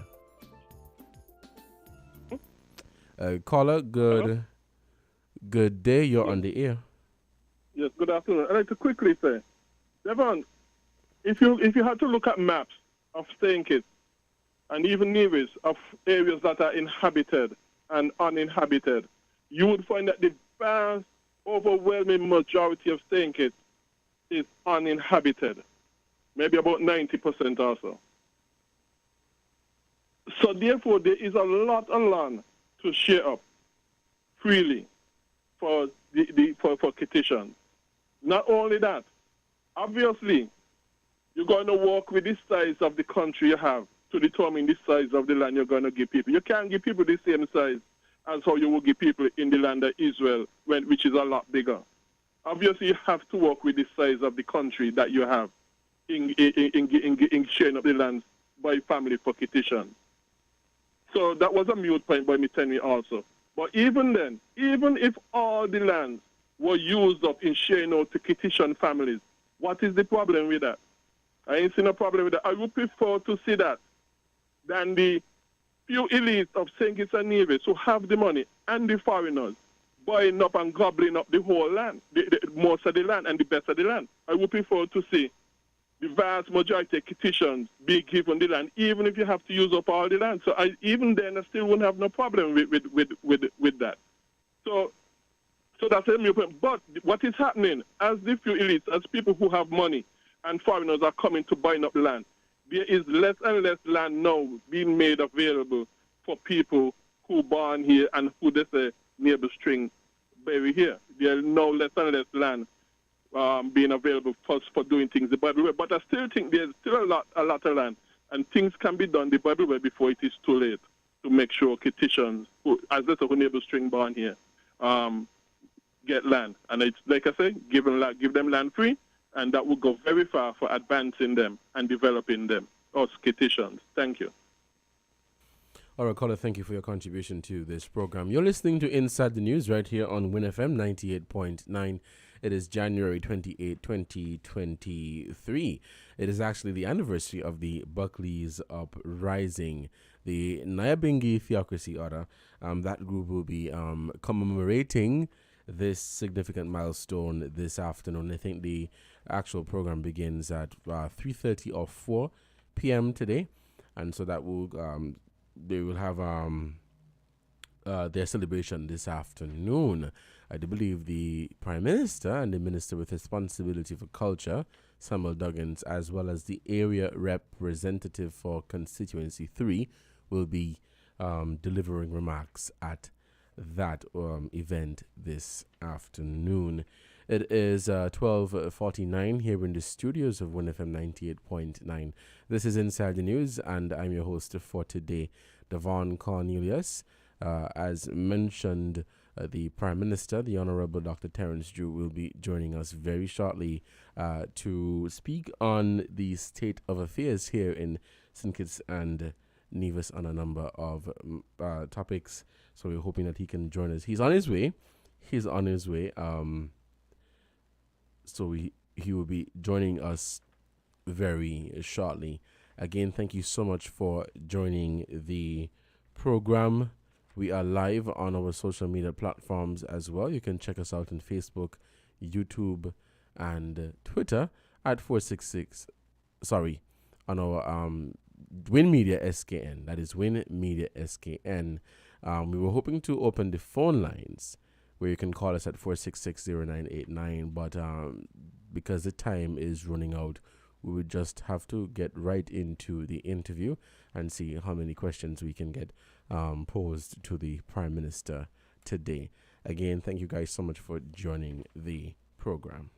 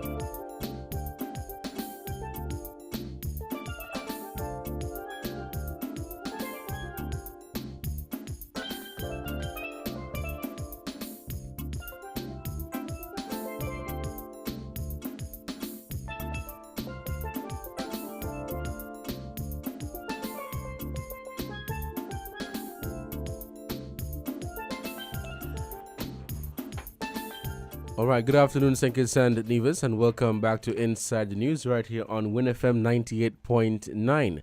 Joining us in studio is Prime Minister of St. Kitts and Nevis, the Honorable Dr. Terence Drew. Good afternoon, Mr. Prime Minister, and thank you so much for accepting the invitation to join us here on Inside the News. How are you doing? I'm well. Good afternoon, Mr. Cornelius and the staff here at WinFM. I want to thank you for the extension of an invitation, and I'm happy to have accepted. So I look forward to really interacting with your listeners and your viewers, because I think you have viewers as well. And I want to say good afternoon to all of them who are taking some time of their Saturday afternoon to be with us. Absolutely. And again, thank you so much for joining us on the program. Now, I want to get right into the interview by posing, of course, my first question. Now, since assuming the post of Prime Minister, what campaign promises has your administration been able to fulfill? I know you've been Prime Minister now for the past 6 months. How has it been? Right. So it's approaching 6 months, and so far we have been able to achieve a number of major things that would have impacted the lives of our people here in St. Kitts and Nevis. As you know, we are people-centered, and we put our people first. We were able to open the country just after the election, which would have been on the 17th. We opened on the 7th, of August, after the elections on the 5th. And this, of course, set the economy to be on track of a revival or resurgence, and the closing down of the country for an extended period of time, part of which we know was necessary. The other part was totally unnecessary, would have hurt our economy. And I think when our economy is formally evaluated, it will reveal that. So that really helped significantly. We were able to pay the gratuitous payment. We know that I had been calling for something like that for frontline workers, and I want to stress frontline workers, those who in the normal course of their job would have put themselves at risk, And when I spoke about it, there was a lot of talk about country above self, which I of course believe in. Mm-hmm. And then later on, it was revealed that some had received up to $27,000, and the vast, vast majority did not receive not even 1 cent. And we did that to help hundreds and hundreds of persons spending well over $5 million. We're also able to give, that's the honorarium, the gratuitous payment. I will speak to, that had to do with those who were fired from their jobs because at that time they did not take a vaccine and would have gone to Labor Department to register what had happened and had their situation investigated and documented. We were able to ensure that they got a gratuitous payment, which we think was fair. We're able also to start the Children's Health Fund. That fund is to ensure, along with other partners, that no child should die because their parents don't have the necessary financial resources. That fund has helped a number of children and continue to help. Just yesterday, I received a call from a mother with a child with a heart condition. And under other circumstances, it would have been much more challenging for a child to get that type of help. And so all children, whether from St. Kitts or Nevis, who need that would have access to that. We're also able to pay the dividend, probably the first in the Caribbean. Of course, it involved thousands of persons, and so as that is a new initiative here, we, of course, were happy to reach out to our people. We were also able to pass a budget, only having been in office for a few months, which was a massive undertaking. We're able to also we started a small business loan program in the development bank, where a lot of persons are benefiting from that loan program so that they can recover those small businesses after COVID. We are now moving into dealing with the student loan matter, where we're going to reduce the interest on student loans and do more work around that. We have started to work on the water. As you know, we made an agreement with Marriott, which has, of course, led to the increase in water supply to our people, not to the point where we want it yet, but just to say we have started to do that. With respect to energy, we had to buy new generators almost immediately, and so we are also moving into buying more permanent ones, which would supply our baseline needs. And this really is a matter that had to be dealt with quickly, and so we invested millions in that also. So far, if you look at our legislative agenda, we would have done a number of critical things with respect to the Public Health Act in bringing the COVID-19 policies into that Public Health Act so that it covers it. So if there were to be a resurgence of COVID and we needed measures to be taken, the Public Health Act would take care of that, and we did not need anything else. So that helps to protect us as well. We dealt with violence against women in our Public Health Act, in our Parliament. And there are a number of other things that we will definitely be dealing with. Yes. Right. Thank you so much for that, Mr. Prime Minister. Now, what has been the greatest challenge for you since assuming the post of Prime Minister of this country? Well, assuming the post of the Prime Ministership, of course, has its challenges, and one would expect that, but it's how one would face the challenges. Entering into government, you recognize quickly that the government lacked a lot of systems, infrastructure. It's systematically, things were broken down. So really to put the government on a pathway for upward mobility, to function in a way that would really reach our people and meet their needs. So really to put the government on a footing that would allow it to function effectively, that has been the greatest challenge. But we have met that challenge, of course, and we have dealt with it significantly and effectively, and we continue to deal with it. For example, in health, not speaking specifically to health at this time, but there were a lot of systems that were missing and are missing, but we are putting them together to make sure that health quality, accessible healthcare can reach the people of our St. Kitts and Nevis. And so that, to me, making sure that the government functions well, that has been the greatest challenge, especially because you met a government that had not been built on systems, and it was in deplorable state in terms of that. And so we have worked significantly to make sure that it worked well. Also, to make sure that the laws of good governance and so forth will come into play because of what we would have found in there. But nonetheless, the bottom line is to get a government that would function and function well for the people of St. Kitts and Nevis.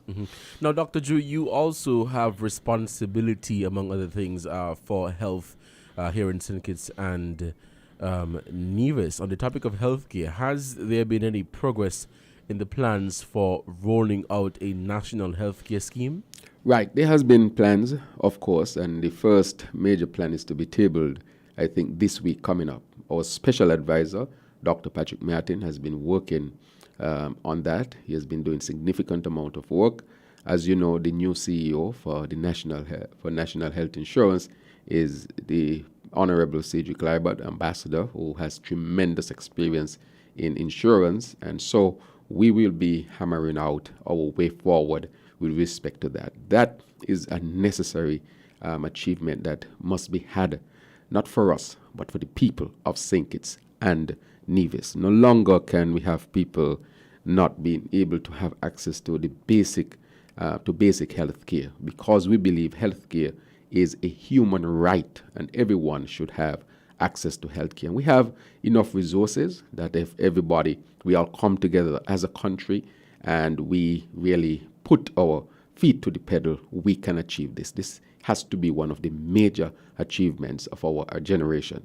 In the past generation, they would have achieved Social Security, which was led, of course, by our first national hero and the leader of the labor movement then, the Right Honorable Bratcher, Sir Robert Bratcher, who led his team to achieve a major milestone when it came to Social Security. Now, our generation is being asked to take it a step further, where we now want to have a universal healthcare system, and part of that must be national health insurance. And so the team has come together, two very competent persons, one from the world of insurance and would have been in government, the other from the world of medicine and also leadership in medicine.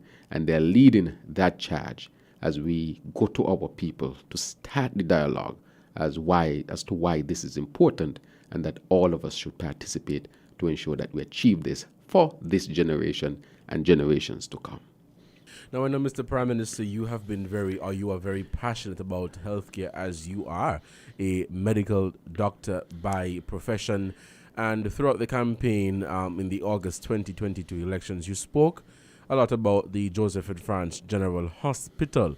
If I may, what is the status of the MRI machine that is to be outfitted at that hospital? Right. Thank you very much for that question. This morning, I had a chat with our new PS, Dr. Sharon Archibald, who gave me an update. And we have ordered the MRI machine. We are now going into constructing the housing for the MRI machine. That housing has to be prepared in a particular way, a special way. And therefore, we should have that, done by this year for sure. And so we are moving to get it done. So I want to let the people of St. Kitts and Nevis know that was ordered very early when I came in. It is being built at this particular time, and it will be delivered for the people of St. Kitts and Nevis. Mm-hmm. And can you tell us about plans your administration has to deliver a state-of-the-art hospital, as you spoke to during the campaign? Well, I would say that we are on track and on path to deliver that hospital. As a matter of fact, we have already engaged a project manager, architect, to really lead on that. That person is Mr. Williams, Mr. Victor Williams. People know him well. And so now we are at the stage where there will be consultations with the persons who are the workers in the health sector, our nurses, our doctors, our environmental workers, our lab workers, our technicians. All will be involved to give their ideas of what they think that the new hospital should be look like. Once that would have been completed, we'll move to the second stage to start to get the joints done and so forth, and then move into breaking ground and start the construction of that hospital. Let me say that this is a smart hospital, means climate smart. With the climate changes that we are going through, we have to make sure that we construct a hospital that can deal with the changes of climate change. All right, and therefore we have to make sure that whatever happens, we have a place where our people can be taken care of. And so that was a major promise. I had been speaking about that. And so when I say a new hospital, it's not just because I want to say a new hospital, or not that other things are not important. What I want to really say, in addition, is that that hospital must be able to deal with the climate changes that we are going through right now on the globe. And so that is a major flank. But I would say besides that, we have to make sure that the present hospital functions well. And I want to say that a number of significant changes have been made, and the public will see the effects, the positive effects of these changes. For example, we have now a PNO, which is a principal nursing officer. For about 7 to 8 years, there was no principal nursing officer. We also have put in place a director of health institutions. For many years, maybe over 7 years as well, there was no director of health institutions. We have also brought on board an operations manager throughout the Ministry of Health in the person of Mrs. Maynard. Our director of health institutions, as you know, is Dr. Jensen Morton, and our PNO is Dr. Bratcher. And so we made sure that we have the full complement of the leadership team. Added to that, we have brought on Dr. Hanley, who is a consultant within the Ministry of Health. And his role is really to get the hospital to accreditation. One of the things we have to achieve is to make sure that the hospital is accredited. And we have started that path. We will now get down deeper into making sure, and that will result in quality health care being delivered to our people. But there are a number of significant changes that we have made with respect to the blood bank, with respect to A&E, with respect to the outside hospitals, such as Poxon and Mary Charles, where we continue. Poxon now have a full complement of doctors. We'll also do point of care testing at that hospital, and we're also in the process of setting up x-rays there in Poxon. We want to bring that type of service also to Mary Charles so that we have less people going to JNF Hospital. And what we are doing at JNF now is to make sure on each shift you'll have 2 doctors instead of one. And we'll have a triage nurse. So when you come into A&E, there will be a nurse to greet you. And we have used a number of retired nurses who are still very good, who wanted, of course, to be engaged again. And with their vast experience, will be our triage nurses. So that means when you come to A&E, there will be a nurse dedicated just to greet you, meet you, and triage you means do an assessment to determine how soon you have to see the doctor. I want to say to the public that when you go into an emergency room, it is not first come, first serve. It really depends on the severity of your illness that determines the point at which you will see the doctor. Somebody might come there with something minor and you might be able to wait. There might be someone there who comes with a chest pain and might be a heart attack and would have to see the doctor much quicker. So we are making sure that we have triage nurses to cover especially the busiest period of the hospital, which is about 7 to 10. And each shift, we are striving to have 2 doctors. So it cuts down wait time and get people to see the doctor much quicker. That is a significant change that we are making. We also made the change with the blood bank. I want to encourage your staff here to go to the hospital and donate blood. I myself going to be evaluated soon to say if I can be a blood donor, and if I am, I will donate blood so that we have enough blood at the hospital. So that is why we are asking the public to be engaged and to constructively give their feedback. And that feedback, of course, can help to influence the way forward within the health sector. But I'm very optimistic about it because we are putting the right people in places. We are putting also the systems in place to make sure that the ministry functions well. And with the team that I presented very recently, that team is highly skilled, highly competent, highly experienced, and that will filter down into good quality healthcare for our people here in St. Kitts and in Nevis.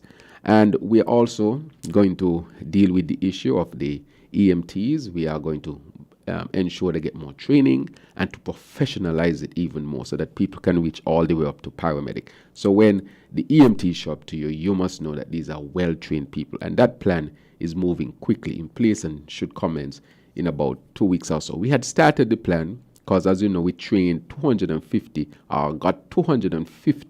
healthcare workers certified in ALS and BLS and PALS and so forth. These are basic certification that healthcare professionals should have. We moved on that quickly, and I want to thank Ross and the Cardiac Center of the Caribbean, which is located in Jamaica, for partnering with the Ministry of Health to ensure that we could have our health workers certified in these very basic areas as a part of our plan to deliver good quality healthcare. So we have started on the road. I'm very optimistic. And with these changes, people will see the changes at Poxon, the changes at Mary Charles, the changes at JNF. And at this time, I want to thank all the doctors, the nurses, the lab technicians, the X-ray or radiology technicians, those who work as orderlies, those who work as environmental workers, whether they work in the kitchen or keep the wards clean, wherever they work in the health sector, the administrators, those who work in records, wherever they work, I want to say a special thank you to all of them because they have been working extremely hard, and we will work hard as well as an administration so that we can deliver for them and especially for the people of St. Kitts and Nevis. Now, as a follow-up, Prime Minister, to the hospital, in terms of financing, would it be by the government, or would the government seek to engage foreign relations? Can you speak to that? Well, we will seek multiple areas, multiple sources of funding. So far, we have been engaging, I would say, the Taiwanese on that project to join us on that project. We ourselves will put up some of the funding. We have other countries who are interested in supporting the project. So we'll have possibly, most likely, multiple sources of funding for that hospital. As you know, this is a major objective of PAHO, that we build smart hospitals throughout the Caribbean. PAHO is supposed to come here sometime in February, and then later again. And this is one of the things that we will definitely discuss. So in terms of funding, we will have multiple sources of funding. All right, thank you so much, Mr. Prime Minister. For those of you who are just joining the program, we have the Prime Minister of St. Kitts and Nevis, the Honorable Dr. Terence Drew, on the panel with us today. It is 14 minutes past the 1 o'clock hour here in our studios. We'll take a short break to give a shout out to our sponsors, and when we come back, we will continue Inside the News right here on Win FM 98.9. Let's take this break, and we'll be right back. Found the sound 98.9 Win FM.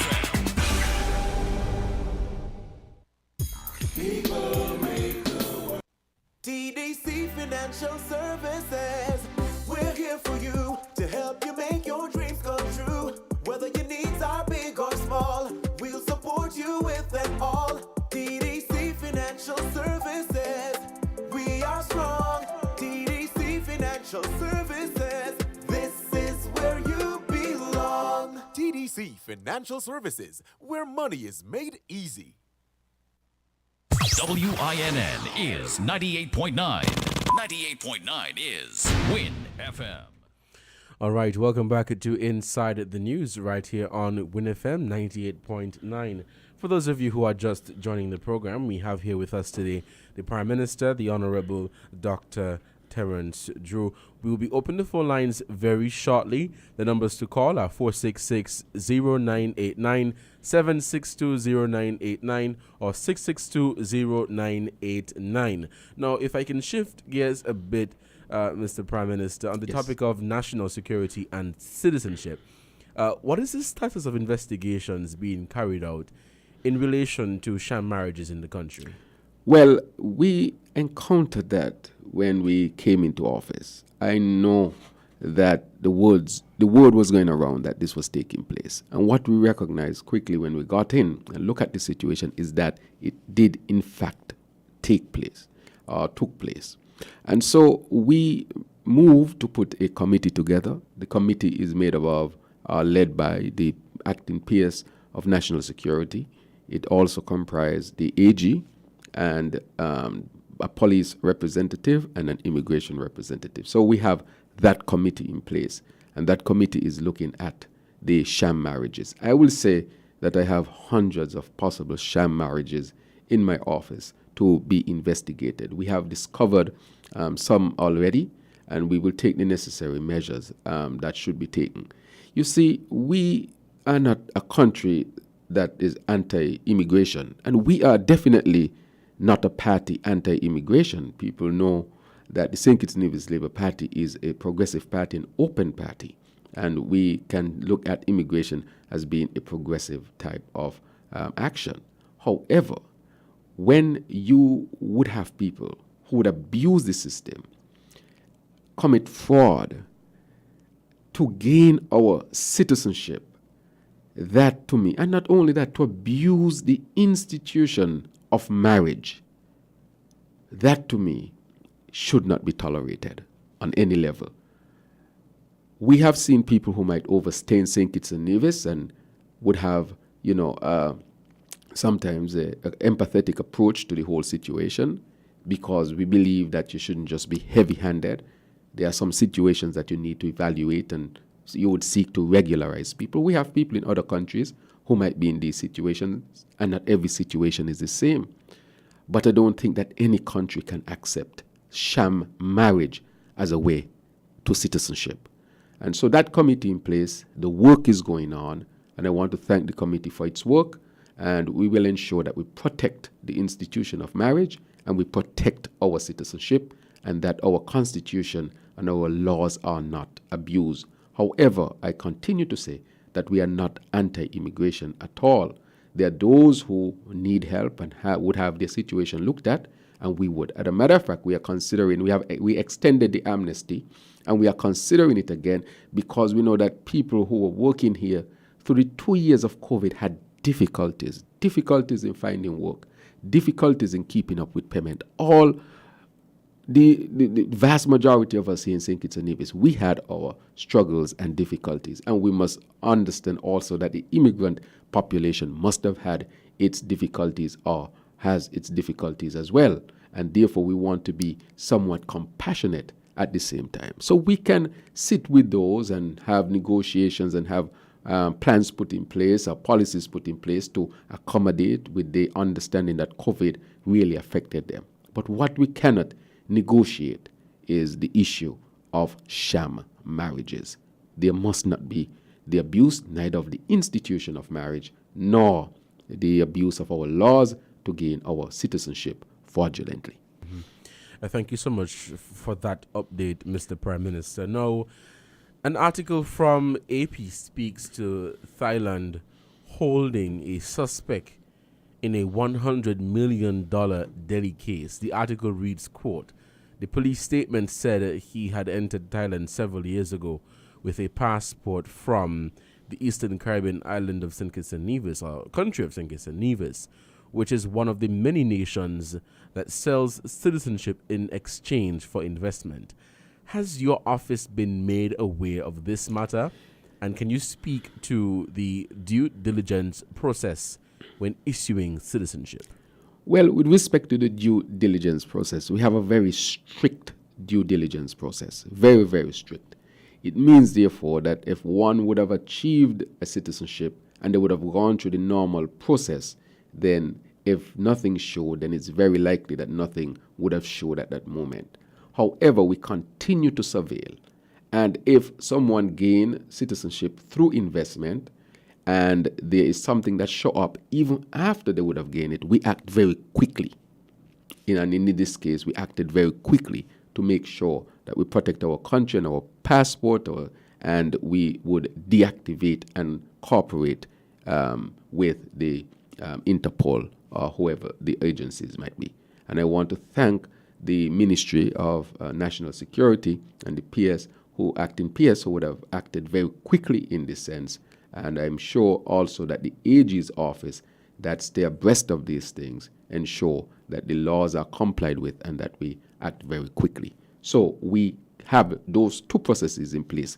Before you apply for citizenship and even after, we continue to surveil to make sure that what has to be done must be done for our own security and for international security as well.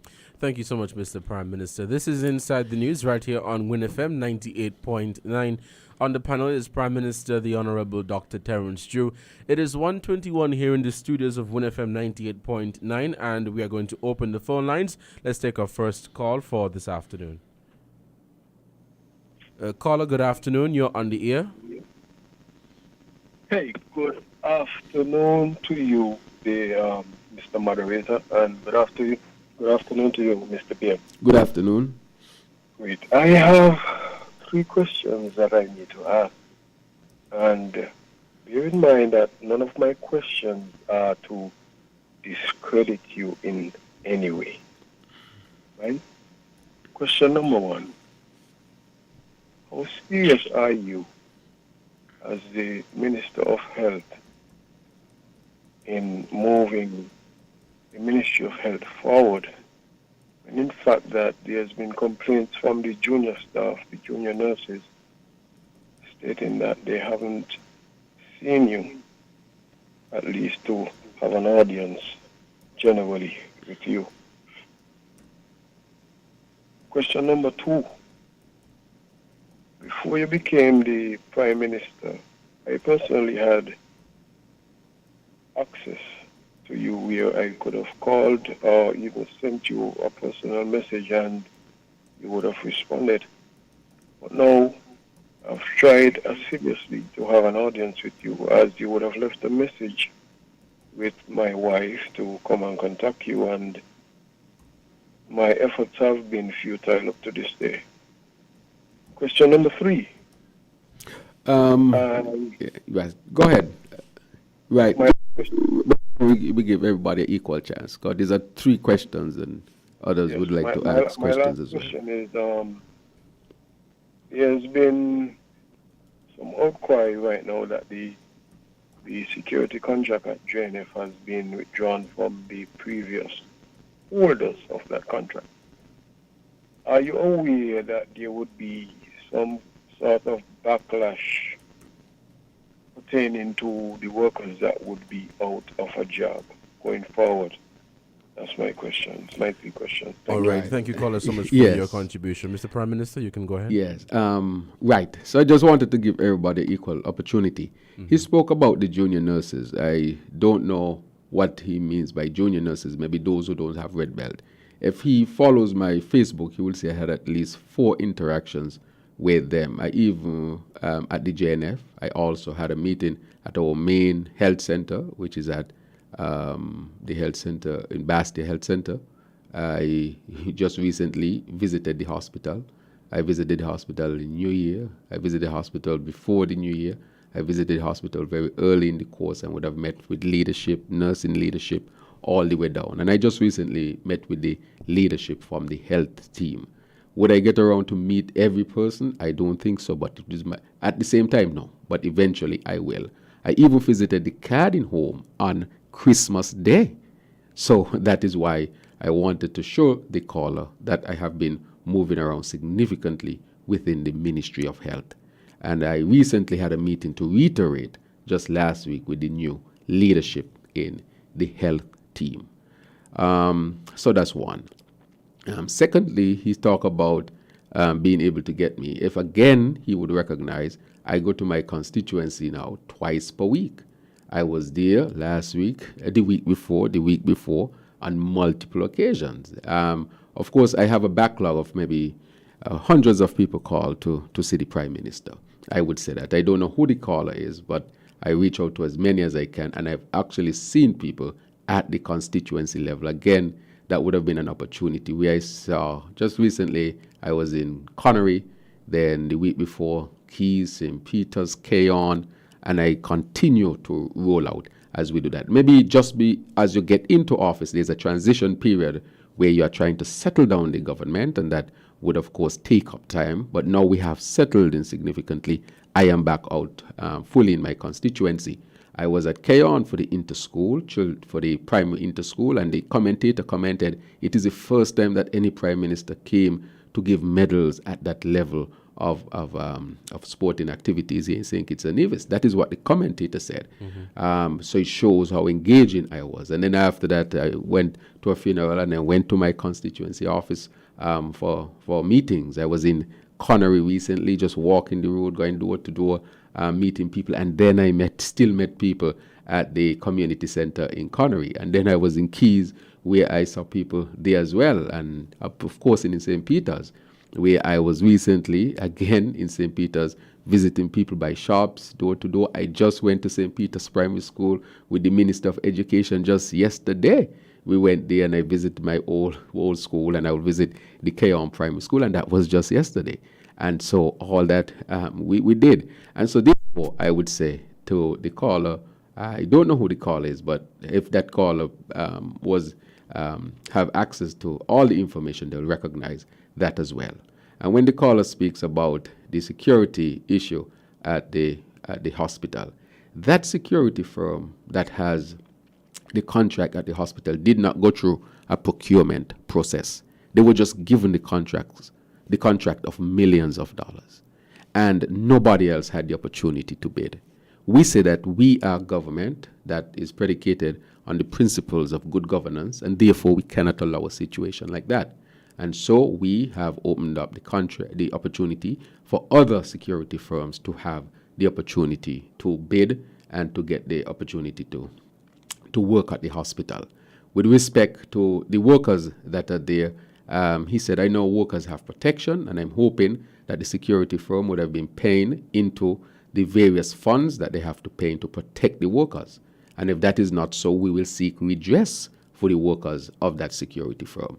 But we will make sure that the workers are protected. There are laws to protect them, and we will make sure that the workers are protected, because if there are any instances where the workers did not have their social security paid or their severance paid into, we will make sure we take the necessary measures to direct the financial resources to make sure that the workers are protected. So those who work for this firm, they will be protected. As a matter of fact, the law says if you get a contract without going through the process of the procurement, it is really he or she who signs on behalf of the government who should pay the contract.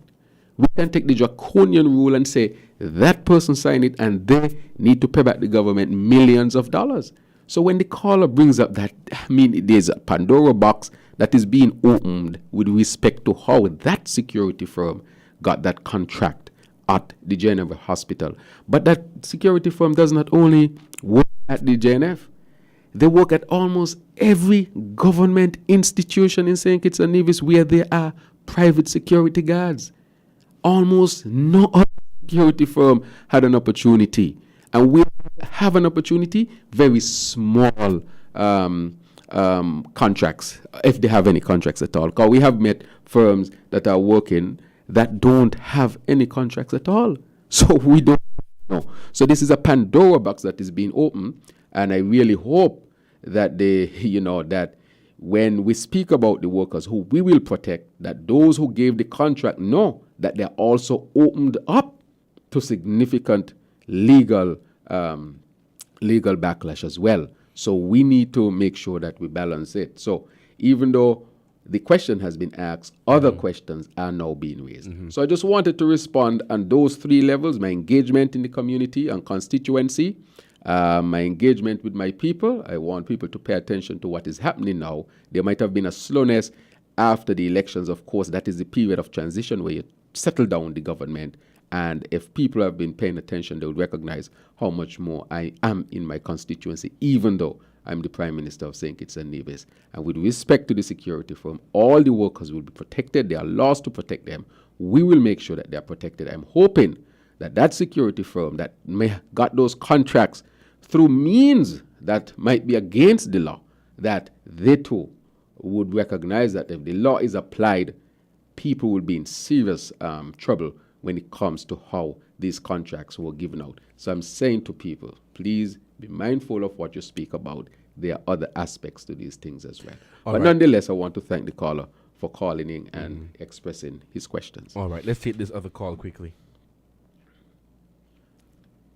Caller, good afternoon. You're on the air. Good afternoon, Mr. Moderator. Can you hear me? Yes, caller, go ahead, quickly. I am the owner of Night Watch Security. I heard the Honorable Prime Minister make some statements, but I think he very well knows we have been paying our taxes to the government, our taxes to Social Security. We owe government nothing. We have been a security company which looked after our workers. We have good health plan for our workers. We have no problem whatsoever pertaining to paying our workers. We have been paying them very well. All right. So, caller, do you have a question you would like to pose? Well, based on what the Honorable Prime Minister said, I just want to correct him. I think he knows better, because he knows that, we have been up to date with all our payments with government. So, our contract going to finish on the 31st of March, and our workers going to be all right, because we're going to make sure that whatever they do, they will get.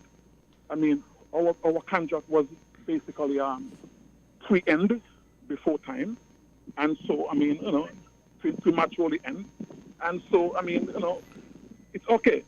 All right. We're going to make sure all workers are in good condition. All right, we will not run away from that. We always have a good reputation of paying, and so we basically going to deal with our workers. Okay, thank you so much, caller, for your contribution. So I want to thank the caller for calling in. He said that he's the owner of Night Watch. I don't know if that is so, but if that is so, if he listened to the comments carefully, I think I said I will make sure that all is in place. There was no accusation of things not being in place. However, I can state that there was no procurement process for that security firm to have all those lucrative contracts. Nobody is saying that a firm cannot have contract. But when you see one firm getting all these contracts and there was no procurement process, means that the other firms in St. Kitts and Nevis did not have a fair chance to access millions of dollars.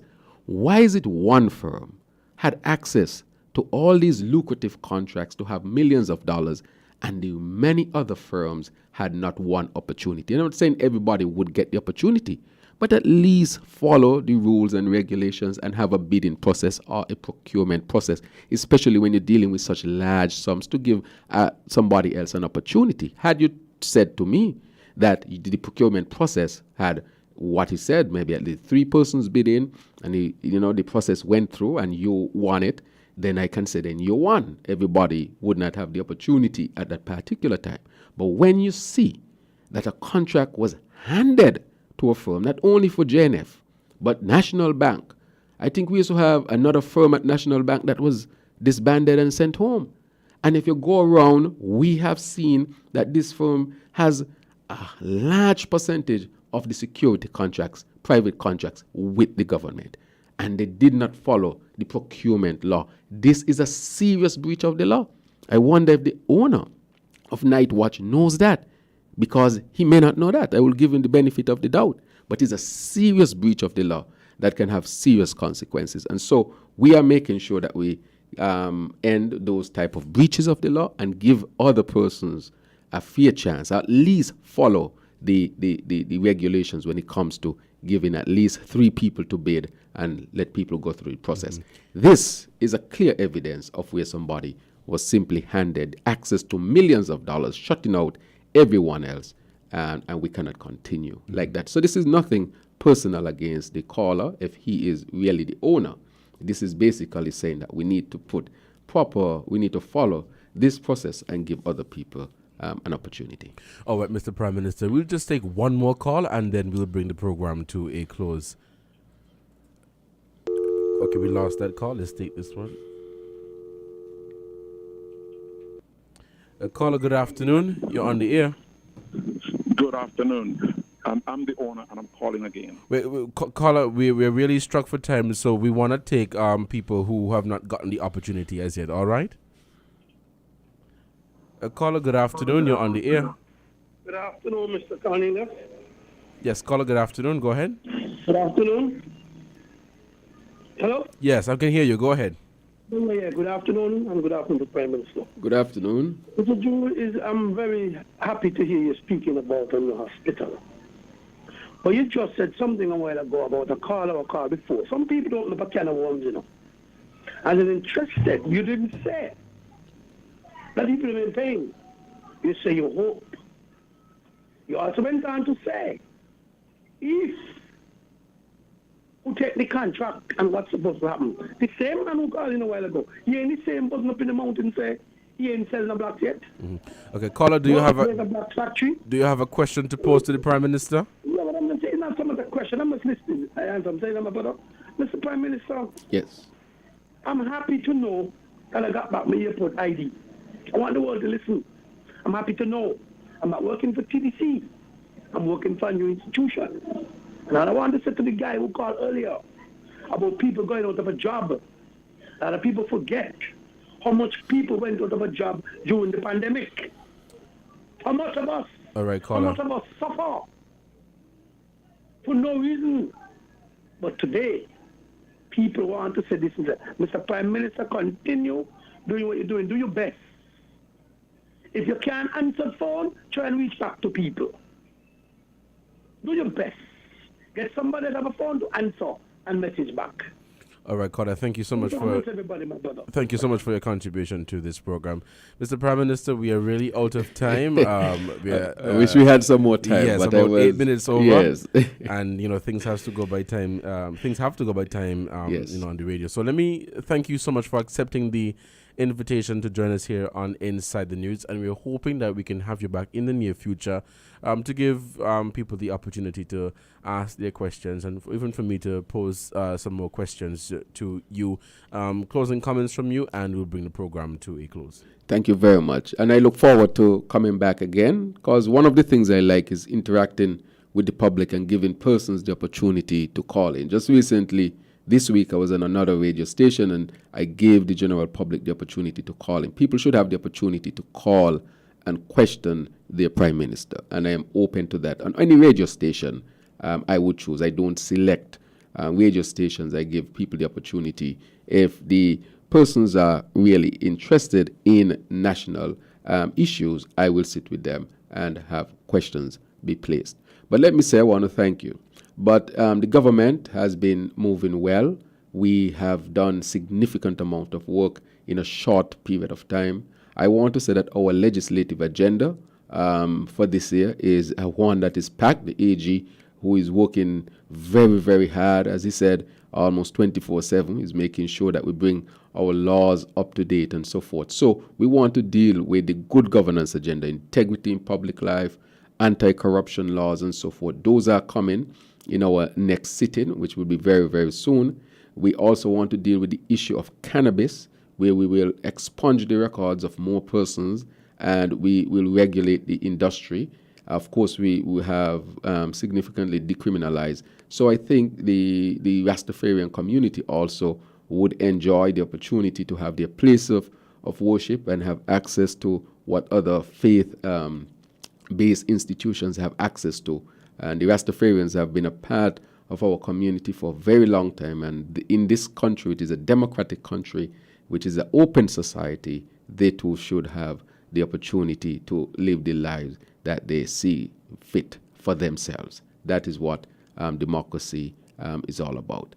So our legislative agenda is packed and it will be moving. When it comes to the issue of water, I want to thank the Minister of Water who has been working significantly hard. We made that agreement with Marriott. We are now moving into drilling in the Cayon area. I want to say that we are very, very close to start drilling again. Bede is back on the world, back on the ground to work. I want to thank Mr. Isaac, who himself is from Cayon, who is helping to lead its charge of bringing water to Cayon and the rest of St. Kitts and Nevis.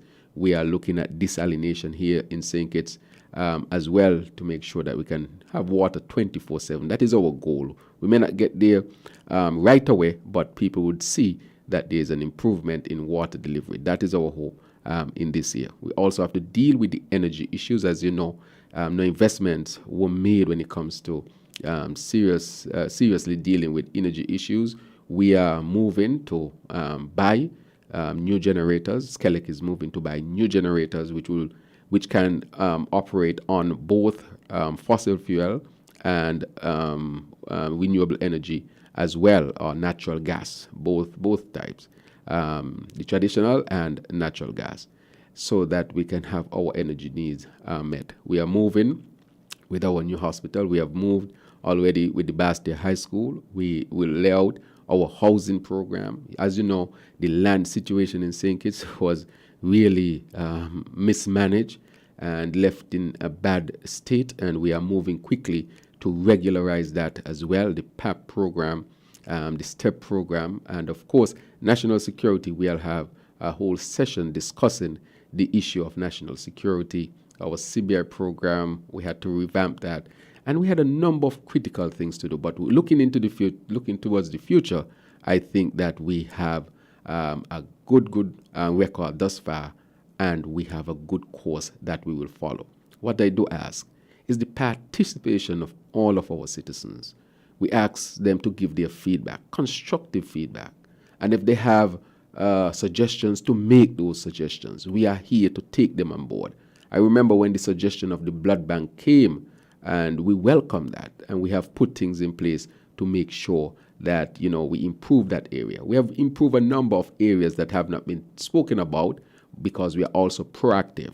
But when constructive positions come, we take those on board to help us to improve as well. We are humble administration, hard-working administration, a competent administration, and so we want our people to participate strongly. As you can see, cruise tourism has rebounded. We are now looking at inter-island travel, regional travel to deal with that, and we are looking at some other investments to which I'll speak to at a later date. But all in all, I want to say I'm really proud of the ministers who are working extremely hard. We work as a team.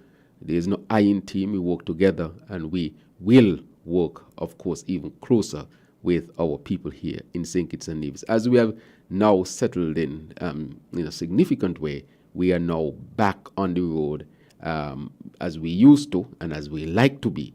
And I myself, even as the Prime Minister, I'm finding so much more time now to be among the people where I really, really love to be. And with that, I want to thank you very much, Mr. Cornelius, and to thank the listeners and viewers of Win FM. And I look forward to being back for more discussions and interaction with the people.